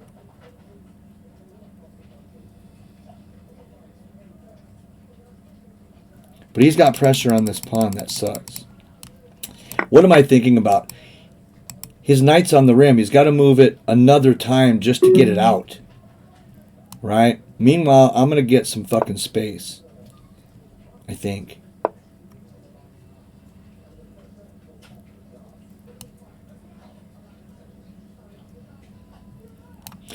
Yeah, I want this. I want this Nizzy to not be able to get back out. And that's exactly what I have now. I am... These two pawn moves that I did dominated the knight. It's hard to see that. But once you play for an idea, you know, you're good. Now, I dominate the knight even further. Now he can't even come here. That knight can't move. The knight can go nowhere. Now I get the opposition. I think this is all but one, but, you know, Art Vega proved to us that you don't say shit like, I think this is over, because you could get made at the very next move. I'll never forget that, baby. That was the fucking best thing ever. This is over. Bling! His fucking eyes. Oh, fuck! I got mated! Oh, it's over, all right, boyo. It's over. I'd hate to win this on time. Should I be cool? Yeah, let's go. Let's go. Sometimes I think maybe that could be seen as an insult. You know what I'm saying? Like, you know, oh, Mr. Stronger Than Me is going to give me more time so that, you know, I can lose properly. That's not what I'm doing, but I can see how it would be taken that way. Well, do I do the old, you know, I mean, I guess, right? I don't know. Some reason, I never know when I'm just daring the pawn to go where it wants to go anyway. Like, I'm daring him to get space here, but, you know, it's terrible, so he didn't do it. Wow, okay. That changes things drastically. So now we count. He's going to take with the pawn, right? 1, 2, 3, 4 moves. 1, 2. It takes me 3 to get down here. Start taking shit. Also, I can check here and take whenever I want. And that's gone. In fact, maybe that's just what I'll do. Yeah. Okay, good game, Mr. A-word. Amen salad. Maybe guy prays before he eats greens. I don't know. I don't fucking know.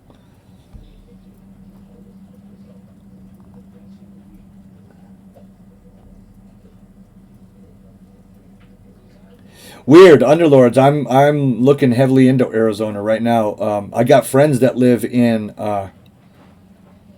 Anthem. I go down and visit all the time. Well, used to be more, but since the germ, you know, I haven't been down there in a while.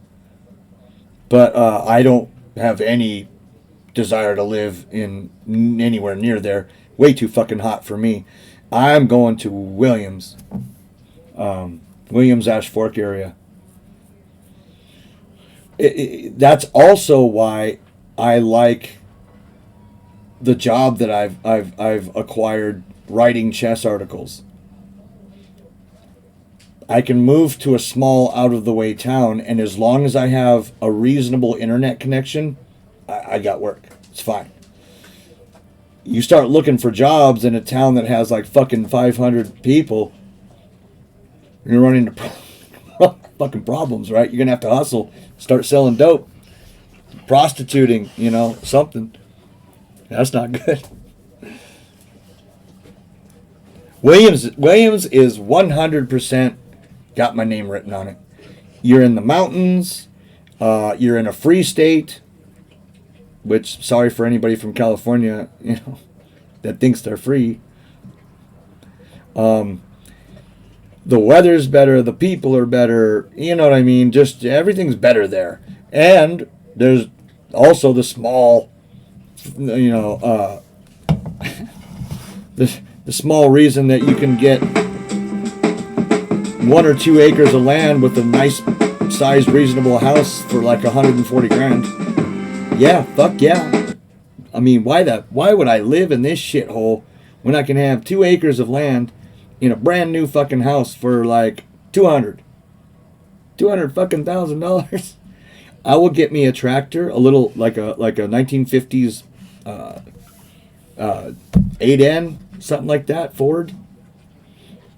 get a disc for it, and just twice a year go over the land, haul my own water, solar panels and shit. That's what I want. The problem, the big problem with all that is high speed internet. If you work on the web, you can't deal with dial up speeds. I'm gonna need to figure that out, because where I want to go, there's no high speed internet. Underlords, I preach that all the time. If you really want to get better at chess, and I mean really seriously, start playing tournaments. Because you start paying money to put your chess on the line, and you're playing for a possible purse or a brilliancy prize or an upset prize, your chess improves. I tell the story all the time about my humble beginnings in chess, where I was introduced to the clock and the mats and everything just all at once at a club, and all they would play was 5 minute. Well, okay, that's all I know then, and I was just getting my ass worked on. Even then, I wasn't fast. I was 27. I just could never fucking be fast. So I had decent play. But I lost on the clock a lot. I didn't know the names of openings. I was a beginner, right? After I lost there straight for a year, 1 year, not a single win. Went every week religiously, and when I say every week religiously, I'm talking about I was there from 7 until like at least 3 in the morning. I'm talking hours and hours, and all night every week I would put in. Never won a game. Never won a game. One of the masters there said, "Hey, you really show promise, but you're not going to learn shit playing here." He says, "I'm going to a tournament this weekend. You want to go?" Yeah. It was all over. I saw my first tournament. I was fucking hooked. I was hooked. Boom, nothing but studying. The further you walk up the line, the bigger the rating goes. I mean, I was rubbing shoulders with real GMs and real fucking IMs. I'm going, whoa. I said, how do I get into play? He said, well, you need a tournament set and you need a USCF membership. I bought them on the spot. Something like $70. I sat down, I played. Got my ass handed to me. I went home. I put those games into Fritz because you have to write them down. Oh, okay. Started learning. But it isn't just that you write the moves down and you can go over them with an engine. What really teaches you is these games, if allowed to go unchecked, are 6-hour games. 6 hours. One game. Trust me, let's find a complicated position here. Like right there. Maybe not so complicated, but like it's edgy, right? I mean, things could happen quickly. Pieces could get lost or, whatever. We're not really sure what's going on here. Look at it for an hour. When your ass is on the line and you've fucking spent money to play the game. Oh, suddenly it becomes different. It does. It does. You start going over lines in your mind, trying to blunder check, and then you get lost. Fuck. Oh, I got to restart. Now if here, now if here, now if here, if here, if here. You have to go over every fucking move. A few of them you can write off immediately. Okay, you're not going to look at bishop there too long, or bishop there either, right? This isn't going to be. You're going to look at that for a second and see it goes nowhere. But some of these could go somewhere. Listen. These were 6-hour slugfests, and I was routinely in time scrambles. One game, I threatened not to make the 40th move in 2 hours. I mean, when we're used to 70 moves in a fucking bullet game, that sounds ridiculous. Mr. E, what's up, baby? Mr. E, I wanted to tell you, how old was my first tournament? I was 28. My first tournament game. My first provisional rating was 1456, and it never went down. I'm now 1565, I think. And I haven't played a tournament in a long time. 15, 16 years. So I want to go get my rating up to where it's supposed to be, which I think is around 1800, 1850, at least, maybe 1900 USCF. That's where I want to be. There's no fucking way I'm a 1500, you know. I may not be the expert. You know, I'm not 2000 over the board, but I'm not 1500 either. No fucking way. You know what I've learned in the last 15 years? Oh, about everything I know about chess. The last time I played a tournament game, I didn't know what the fuck I was doing. I knew coffee house blitz tricks. I knew that every game without fail, I opened to pretend that it's switched E4 and Bishop C4, and fucking hope for that, and I held on. Well, I'm not going to take down too many 1900s just hoping. Now, a little bit different, you know. I know a little bit more chess now. And fold. I've got to fold, right? But Ischelius, I wanted to tell you, when you said like you were going to stream real quick, it was like 7 a.m. for me. I was awake, but I was like, I wasn't legitimately in pain, but I was, I'd gone to bed at like 2 or something. I was like, I wasn't awake. So I thought, cool, maybe I'll catch a couple more hours and then catch him, because I know you tend to stream long. My fucking ass woke up at almost 1 p.m. I swear I haven't done that in 10 years. For any reason. I drink, right? I can drink. I'm talking about if I bring a 12-pack, not a beer's coming home at the end of the night, right? I mean, and after I'm done with my 12er, I'm probably dipping into the neighbor's stash, right? I still don't be waking up at fucking 1 p.m. And that's when I'm drinking till 8 in the morning. I'll wake up at 11. It's just the way it goes. I'm not a big sleep-in guy. My body needed it. I just wanted to apologize because I wanted to be there. You know, it sounded fun, like you know, chess and ZH, and I thought, yeah, fuck, I like these streams. Man, I went back to sleep and didn't wake up. I didn't even roll over. Out. My body needed it. Also, I may have gone back to sleep on purpose with a little bit of the booyah. You know what I mean? I might have gotten a little high so I could sleep better. I bet, yeah. The stress, the go, it finally just came. And my body said, yeah, guess what, nigga? This is you for the next 5 hours. I didn't know that, though, right? Because when I roll over and go back to sleep, it's usually an hour and a half, 2 hours. And then I'm like, it's 9:30 and I'm going, oh, fuck. You know, the morning's gone. 1 in the afternoon, brother, I don't do that.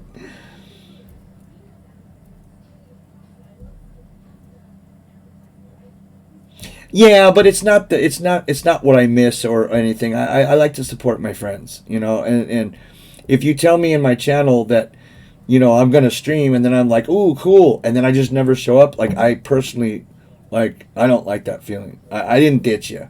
I just want you to know I didn't have something better going on. You know, I wasn't really watching, you know, somebody else. I was dead, dude. Dead. I woke up at 12:40 going, what the fuck just happened to me? What's going on? I flew out of bed. I turned on the coffee pot. Yo, Jalopy wants another chance, huh? Let's go. Let's go, bitch.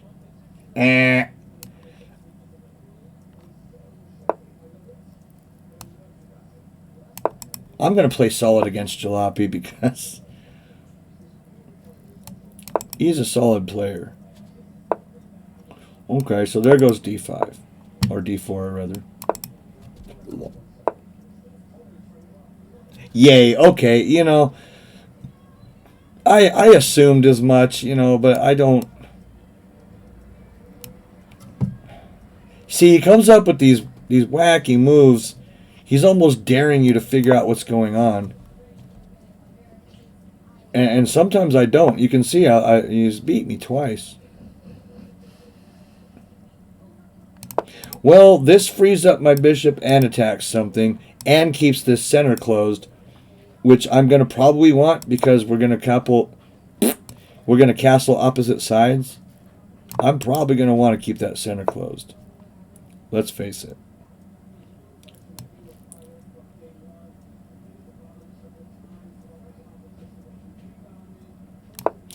That's a weakness. I want to keep this bishop, right? I want to keep this bishop. I'll offer this bishop because it doesn't have a whole great future ahead of it. But, you know, that's one good thing about playing blue suit. You never know what the shit's coming. What the fuck is knight takes f7?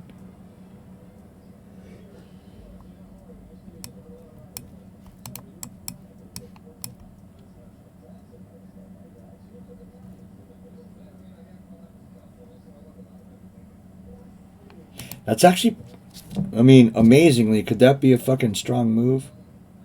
Is that a decent move? Let's bust it up. I mean, when you're playing jalopy, you almost have to. It's like you almost have to just fucking play instinctually and hope, because there's almost no calculating the weird lines he poses for you. They're bizarre. Well, before that white bishop gets over here, I'm gonna put this bishop to the question. Now okay. My bishop's pinned, but my knight's not, right? And if this, then it's not pinned anymore. Son of a bitch. Well, it's not so bad now. In fact, you know.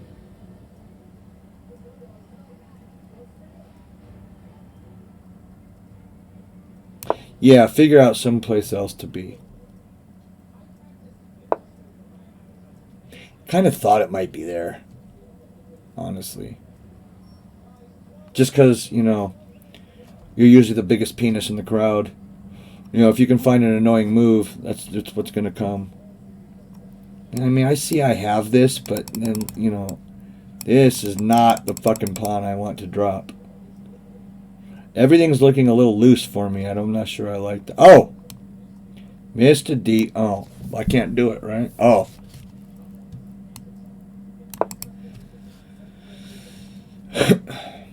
So I'm going to cover that, and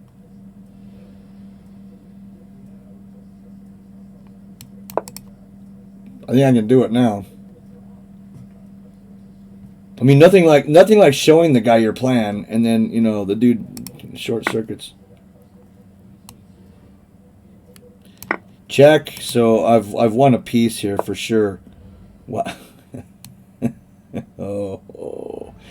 You know, it just doesn't matter what situation you're in with this guy. There's always a move. There's always a move you didn't see coming, and it's possible. It's just a fucking amazing. Where you going, boy? Where you going, boy? Well, this is a dumb line to open, but, you know, it's a check, and it picks the knight up.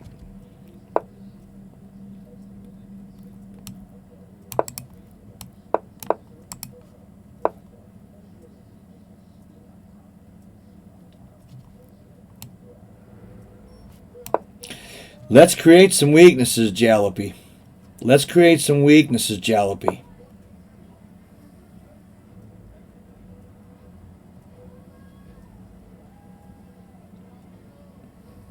You know, once again, does that shit actually work?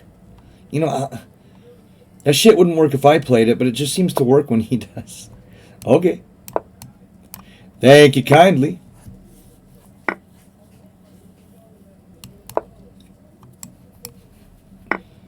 Pretty meathead chess, right? I mean, it's pretty meathead of me to play this way.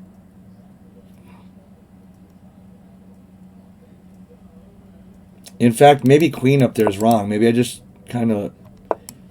need to come in like this. Keep the brook. You gotta behave with that brook. No. I don't even know what to. I feel stupider after playing that guy. I feel actually legitimately dumb. I don't know what the fuck to do against anything he throws at me. You guys ever played someone like that? The play's bizarre, but just good enough where you have to fucking be careful. He's got the weirdest playing style, man.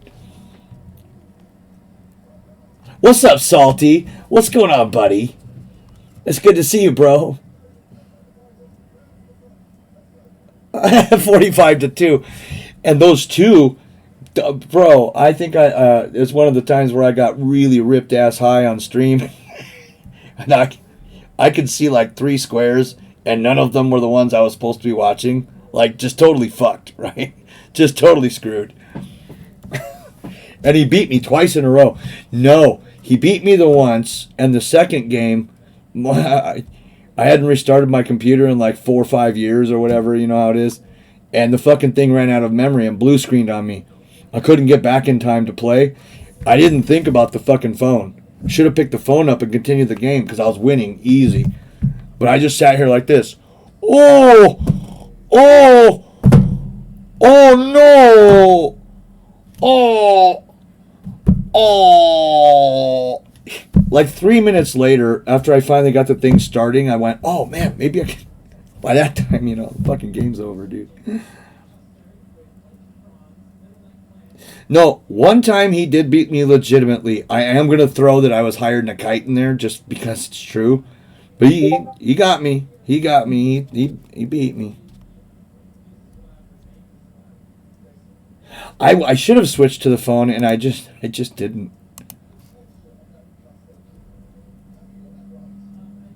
Those count, Squirrely. 2 for Jalopy Jones. Yeah. No, and listen, a lot of the games that we've played, I have skirted a loss by the, you know, by the hairs on my chin.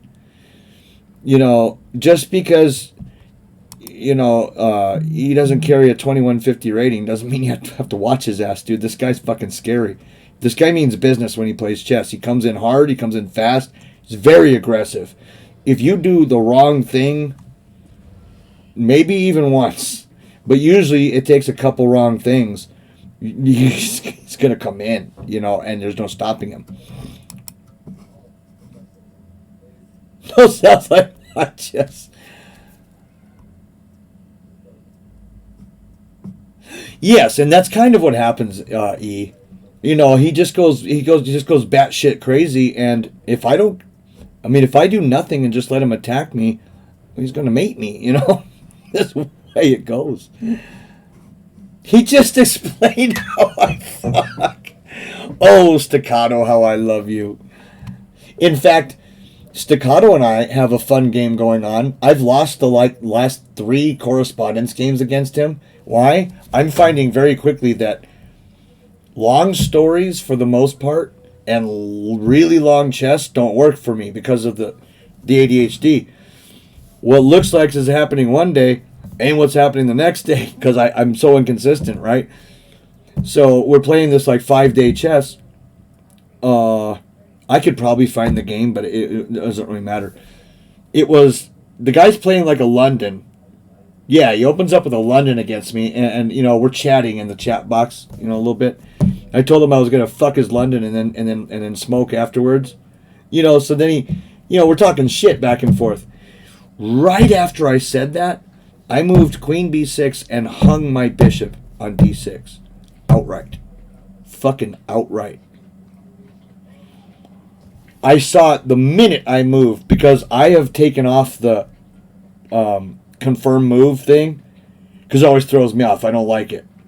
I just want to move and get it over with. I moved and went, oh, come on!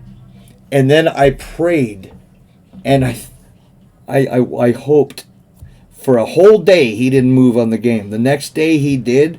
My bishop was still there. So I tell him, hey, you stupid motherfucker, you know, I just give you pieces and you don't take them. He says, yeah, god damn it, the minute I hit confirm, I saw your bishop was hanging. And I'm like, it's insane. It's insane. There is luck in chess. I have been touting for many, many, many years that there's no luck in chess. That was fucking lucky. But, oh, I wanted to touch on this too while I'm on the subjects. In fact, I got the game, right? Right here. We're playing it right now, right? Look at this shit. Look at this shit. Oh, I have to go back. Oh, I can't review it until it's over.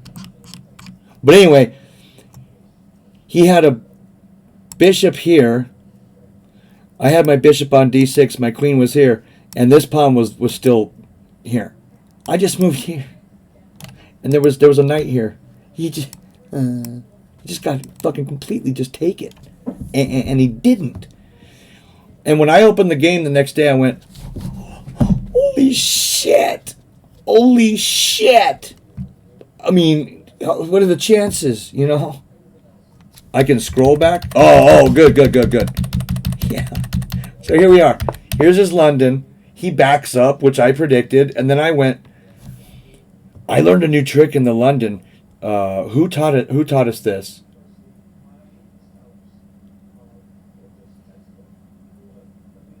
Amon. I was watching Amon one night, and he quickly went through like how to play against the London. He said, "Here's all the tricks that I do that are just work every time." One was Queen B6, so I went, dumb motherfucker. A grandmaster told me this works. Look at it, and this dumb idiot. He said later the only thing he could tell himself was, my B pawn. This is terrible. Like, this is my whole game is busted up if he gets that B pawn. But he knew damn well that creating this weakness sucked, because this file will open up, and I'll get a brook here. So he didn't, he doesn't want to play this weak shit. Maybe he wants that for the knight. He doesn't know. So he just, he protected. Good move. If there wasn't a fucking piece free, right? It's a fine move. Yeah, to an extent, Aeschylus, especially if I'm using like sativas, I can get pretty bent up on sativas and keep up in some fucking bullet. I mean, it doesn't affect my skill as much as the heavy indicas that sometimes I also smoke. Yeah, get me on that mule kick, and there's no fucking way. I mean, the game would have to be so slow in order for me to make sense of it. Right. The results, you shouldn't, being a smoker myself, I don't believe that you should make a habit of playing high, like specifically. Like if you happen to be high and then you want to play chess, well, it's different, but don't ever think like, oh, I'd like to play in this tournament, but I'm not baked enough. Don't do that. It's going to affect you negatively, almost always. What a great stream, weed and chess. When we're out here in these city streets, we gotta do what we can to cope, baby.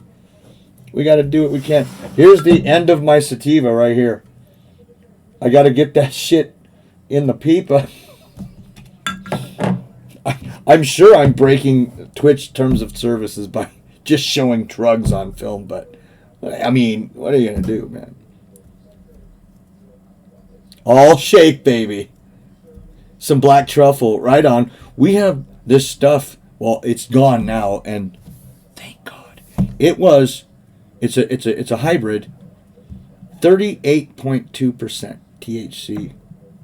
2 hits of that, I don't give a fuck who you are. Maybe if you're Snoop Dogg or like Willie Nelson, you'd be fine. Maybe the guys from Cypress Hill.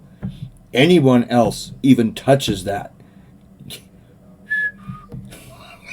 dude, it's checkout time. It's like directly to bed. Like you fucking useless. It took me like a good strong, at least a week. I think closer to 2, just to get acclimated to that shit, man. It was heavy.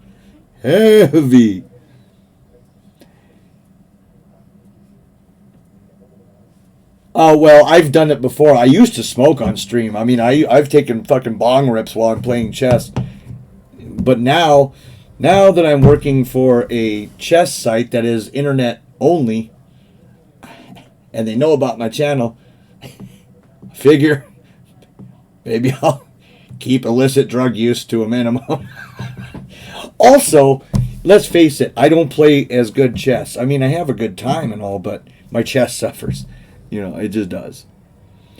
It's fine to just, to just get wasted and, play bullet if I want to or whatever. But if I'm streaming and I'm supposed to be somewhat instructional and maybe it'd be nice if I played at some kind of level, it's not a good idea.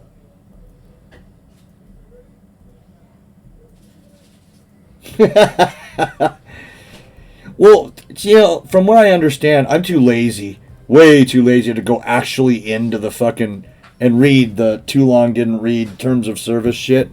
But I've seen streams where they're basically just someone smoking out and talking.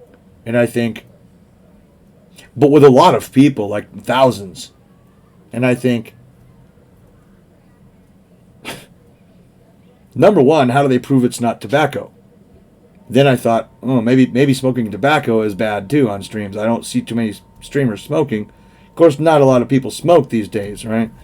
I just don't know. It's probably safer just to leave it be, but it's a lot more street, taking bong rips, playing chess.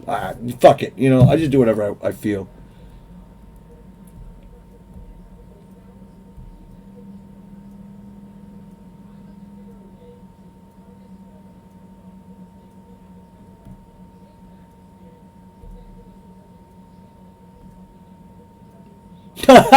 No shit. Rips from the bong, y'all. Rips from the bong.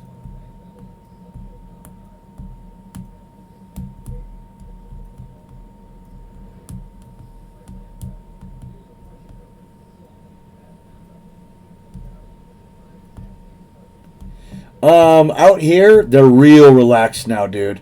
I'm not sure what it is on edibles, but as far as plants, you can have 3, I think, for personal growth, and up to it's something dumb. You can have an ounce for personal use without getting caught for sales. It's like an unreasonable amount of weed you can have before they're like, you sure you're just smoking all that, motherfucker? It's kind of cool, right? The benefits of living in this state are few, but they're pretty good. They're big. You know what I'm saying? I would rather live where it was tougher to get weed, but all the rest of the freedoms are there. Because let's face it, if you want weed, you're going to get weed. They fucking get weed in prison. Now, I'm not saying I'm going to shove some weed up my ass to get it, but I'm just saying there's a way to get weed if you live in nowhere, Arizona, too. There has to be. So, just not 100% of people in Arizona don't smoke. That doesn't happen. In fact, everyone I know in Arizona does smoke. I just don't know how they get their flower. I just don't know. And wherever they do get their flower, is it like the shit I can get? This is med grade stuff, and they'll bring it to your door like a pizza. That and that. 15 minutes later, I got a car in the driveway. Thanks, bro. Here's $40 or whatever, $60. And it hits like a mule. And it's good stuff,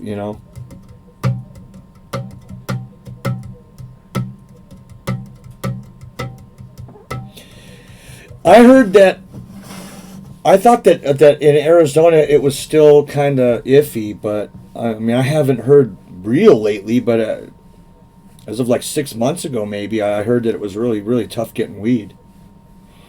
Yeah, the low level shit I can get around here is, let's just put it this way. If you were smoking this kind of weed in high school, there would be no go to class. There'd be sleeping at the bleachers. It's too fucking strong. Too fucking strong. Yeah, bleachers. I said it. Bitch, in the 80s, I had a jean jacket with a rat back patch. Said detonator on it. Fuck you. Had my hair down. Smoking them Marlboros, baby.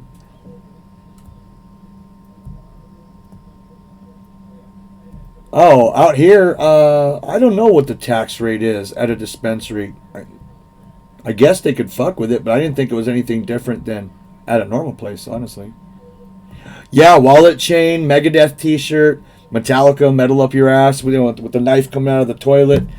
I never did the boots thing because I have fucking sensitive feet. I need comfy shoes or else I get all fucked up. So I never did the combat boots thing, but everything else, I did it. Holes in the black jeans, one glove I even wore for a while, a fingerless glove, black, like for working out. Man, if I just wore that one net glove, closed up like Velcro, thought I was tougher than shit.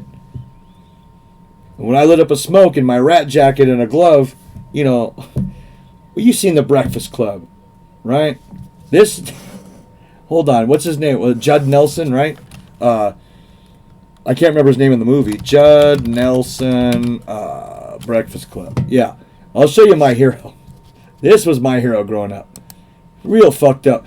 He's the guy you weren't supposed to learn from. You weren't supposed to want this guy. He's the guy I wanted to be. See what I'm saying? Look at that guy, man. Fuck yeah. Jean jacket over a sloppy looking flannel, one glove, smoking a cigarette, not giving a shit.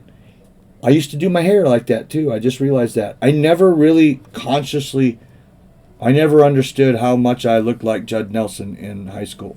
That's basically me in high school, only much smaller. Wow, that is definitely me in high school, only smaller. But this was my fucking hero, man. I wanted to be like him. I watched The Breakfast Club to study the bitch. Look at how cool that fucker is. Look at that bitch. There's the glove. It laced up, or it slid on, and then it had a Velcro strap. Only I didn't wear two of them. I only wore the one on the right hand, which told people I meant business, right? So stupid. I don't know, man. Yeah, two gloves. Oh, you probably did redeem the squirrely photo, didn't you? And I didn't do it. Let me actually go find a squirrely photo for you. Fucking guy. Okay, well, since it's out there, yeah, Michael Jackson was my reason for doing the one glove. I was a big Michael Jackson fan. I could moonwalk. I wasn't the best at it, but I could moonwalk.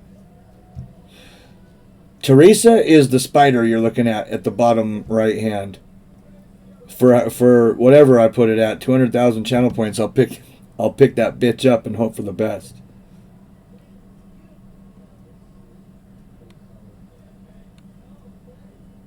This is the guy can get you weed in high school. Right, man. Right.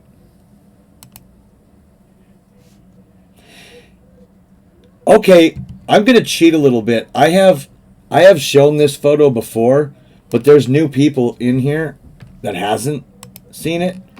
God, Jesus, look how fat I was. For anyone who doesn't know this, I haven't had a beer in like something dumb. Months and months. That is me at about 3:30 in the morning, 4 in Vegas. I had just been put in charge of that 16-year-old kid who's drinking alcohol, by the way, because I bought it for him. Don't let you. This gentleman here has been drinking so heavily. Well, look at me. I don't know what's going on. I have no fucking clue what's going on there. And this guy's parents said, hey, watch the boy for a while. Oh, yeah.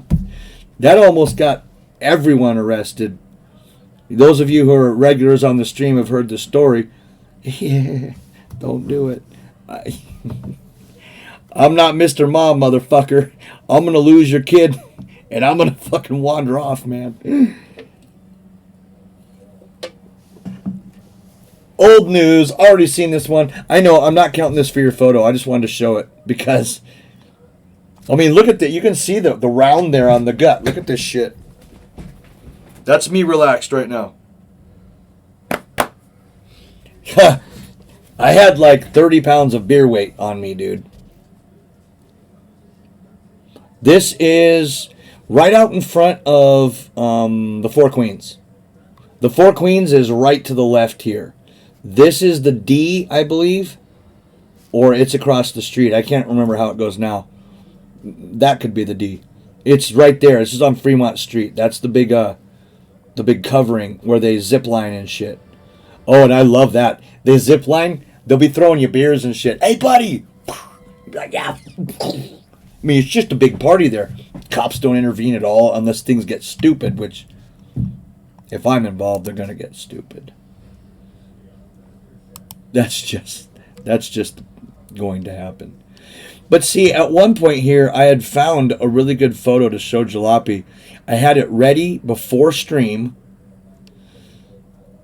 and he didn't show up that stream. And now that I fucking, it's weeks later, I don't remember what the fuck I had found.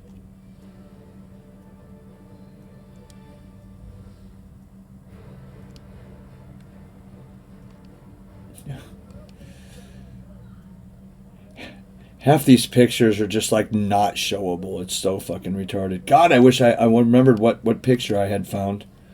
But there's some tits. I mean, that's not going to be good. There's some more tits.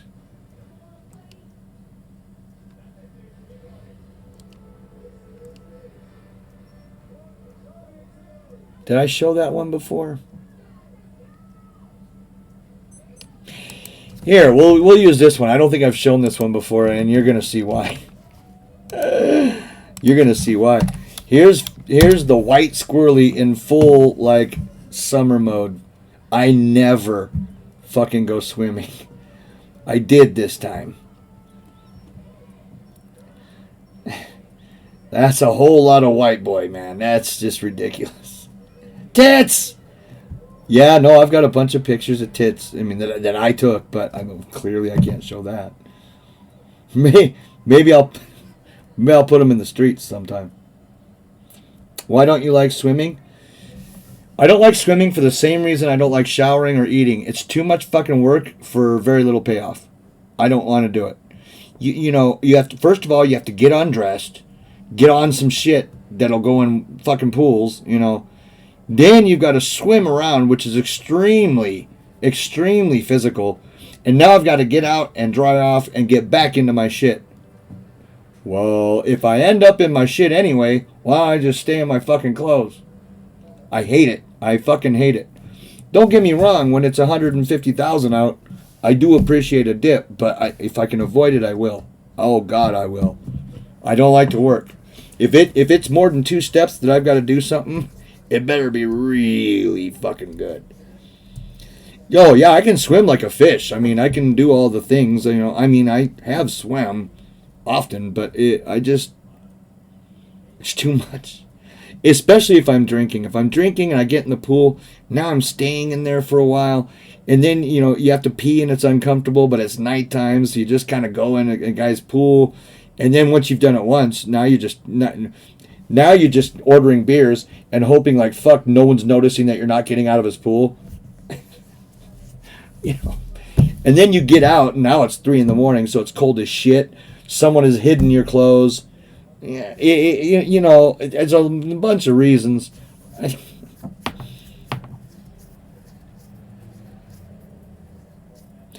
Yeah, I've done the high dive. Actually dived. I'm a good swimmer, like a strong swimmer.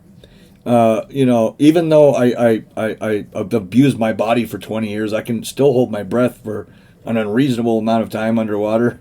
Like, I'm good in water. I was raised on a lake, basically, so I know all the things. And then, I'm one of these guys who doesn't like to jump in somewhere with their eyes closed. I just don't like that from lake swimming. You don't jump into a lake with your eyes closed if you're going head first, because there could be anything under there. People dump shit, whatever, and if you see it quick enough, you can avoid it. Well, then you get chlorine. You walk around looking like you're stoned, even if you're not. Your eyes are all fucked up. It's a bunch of chemical. I just don't like it very much. I can do the float on a raft. Yeah, I can sit on the shallow end with the best of them. Knees in. There's the tits he was telling us about. Yeah. Yeah, these little guys right here. Sons of bitches.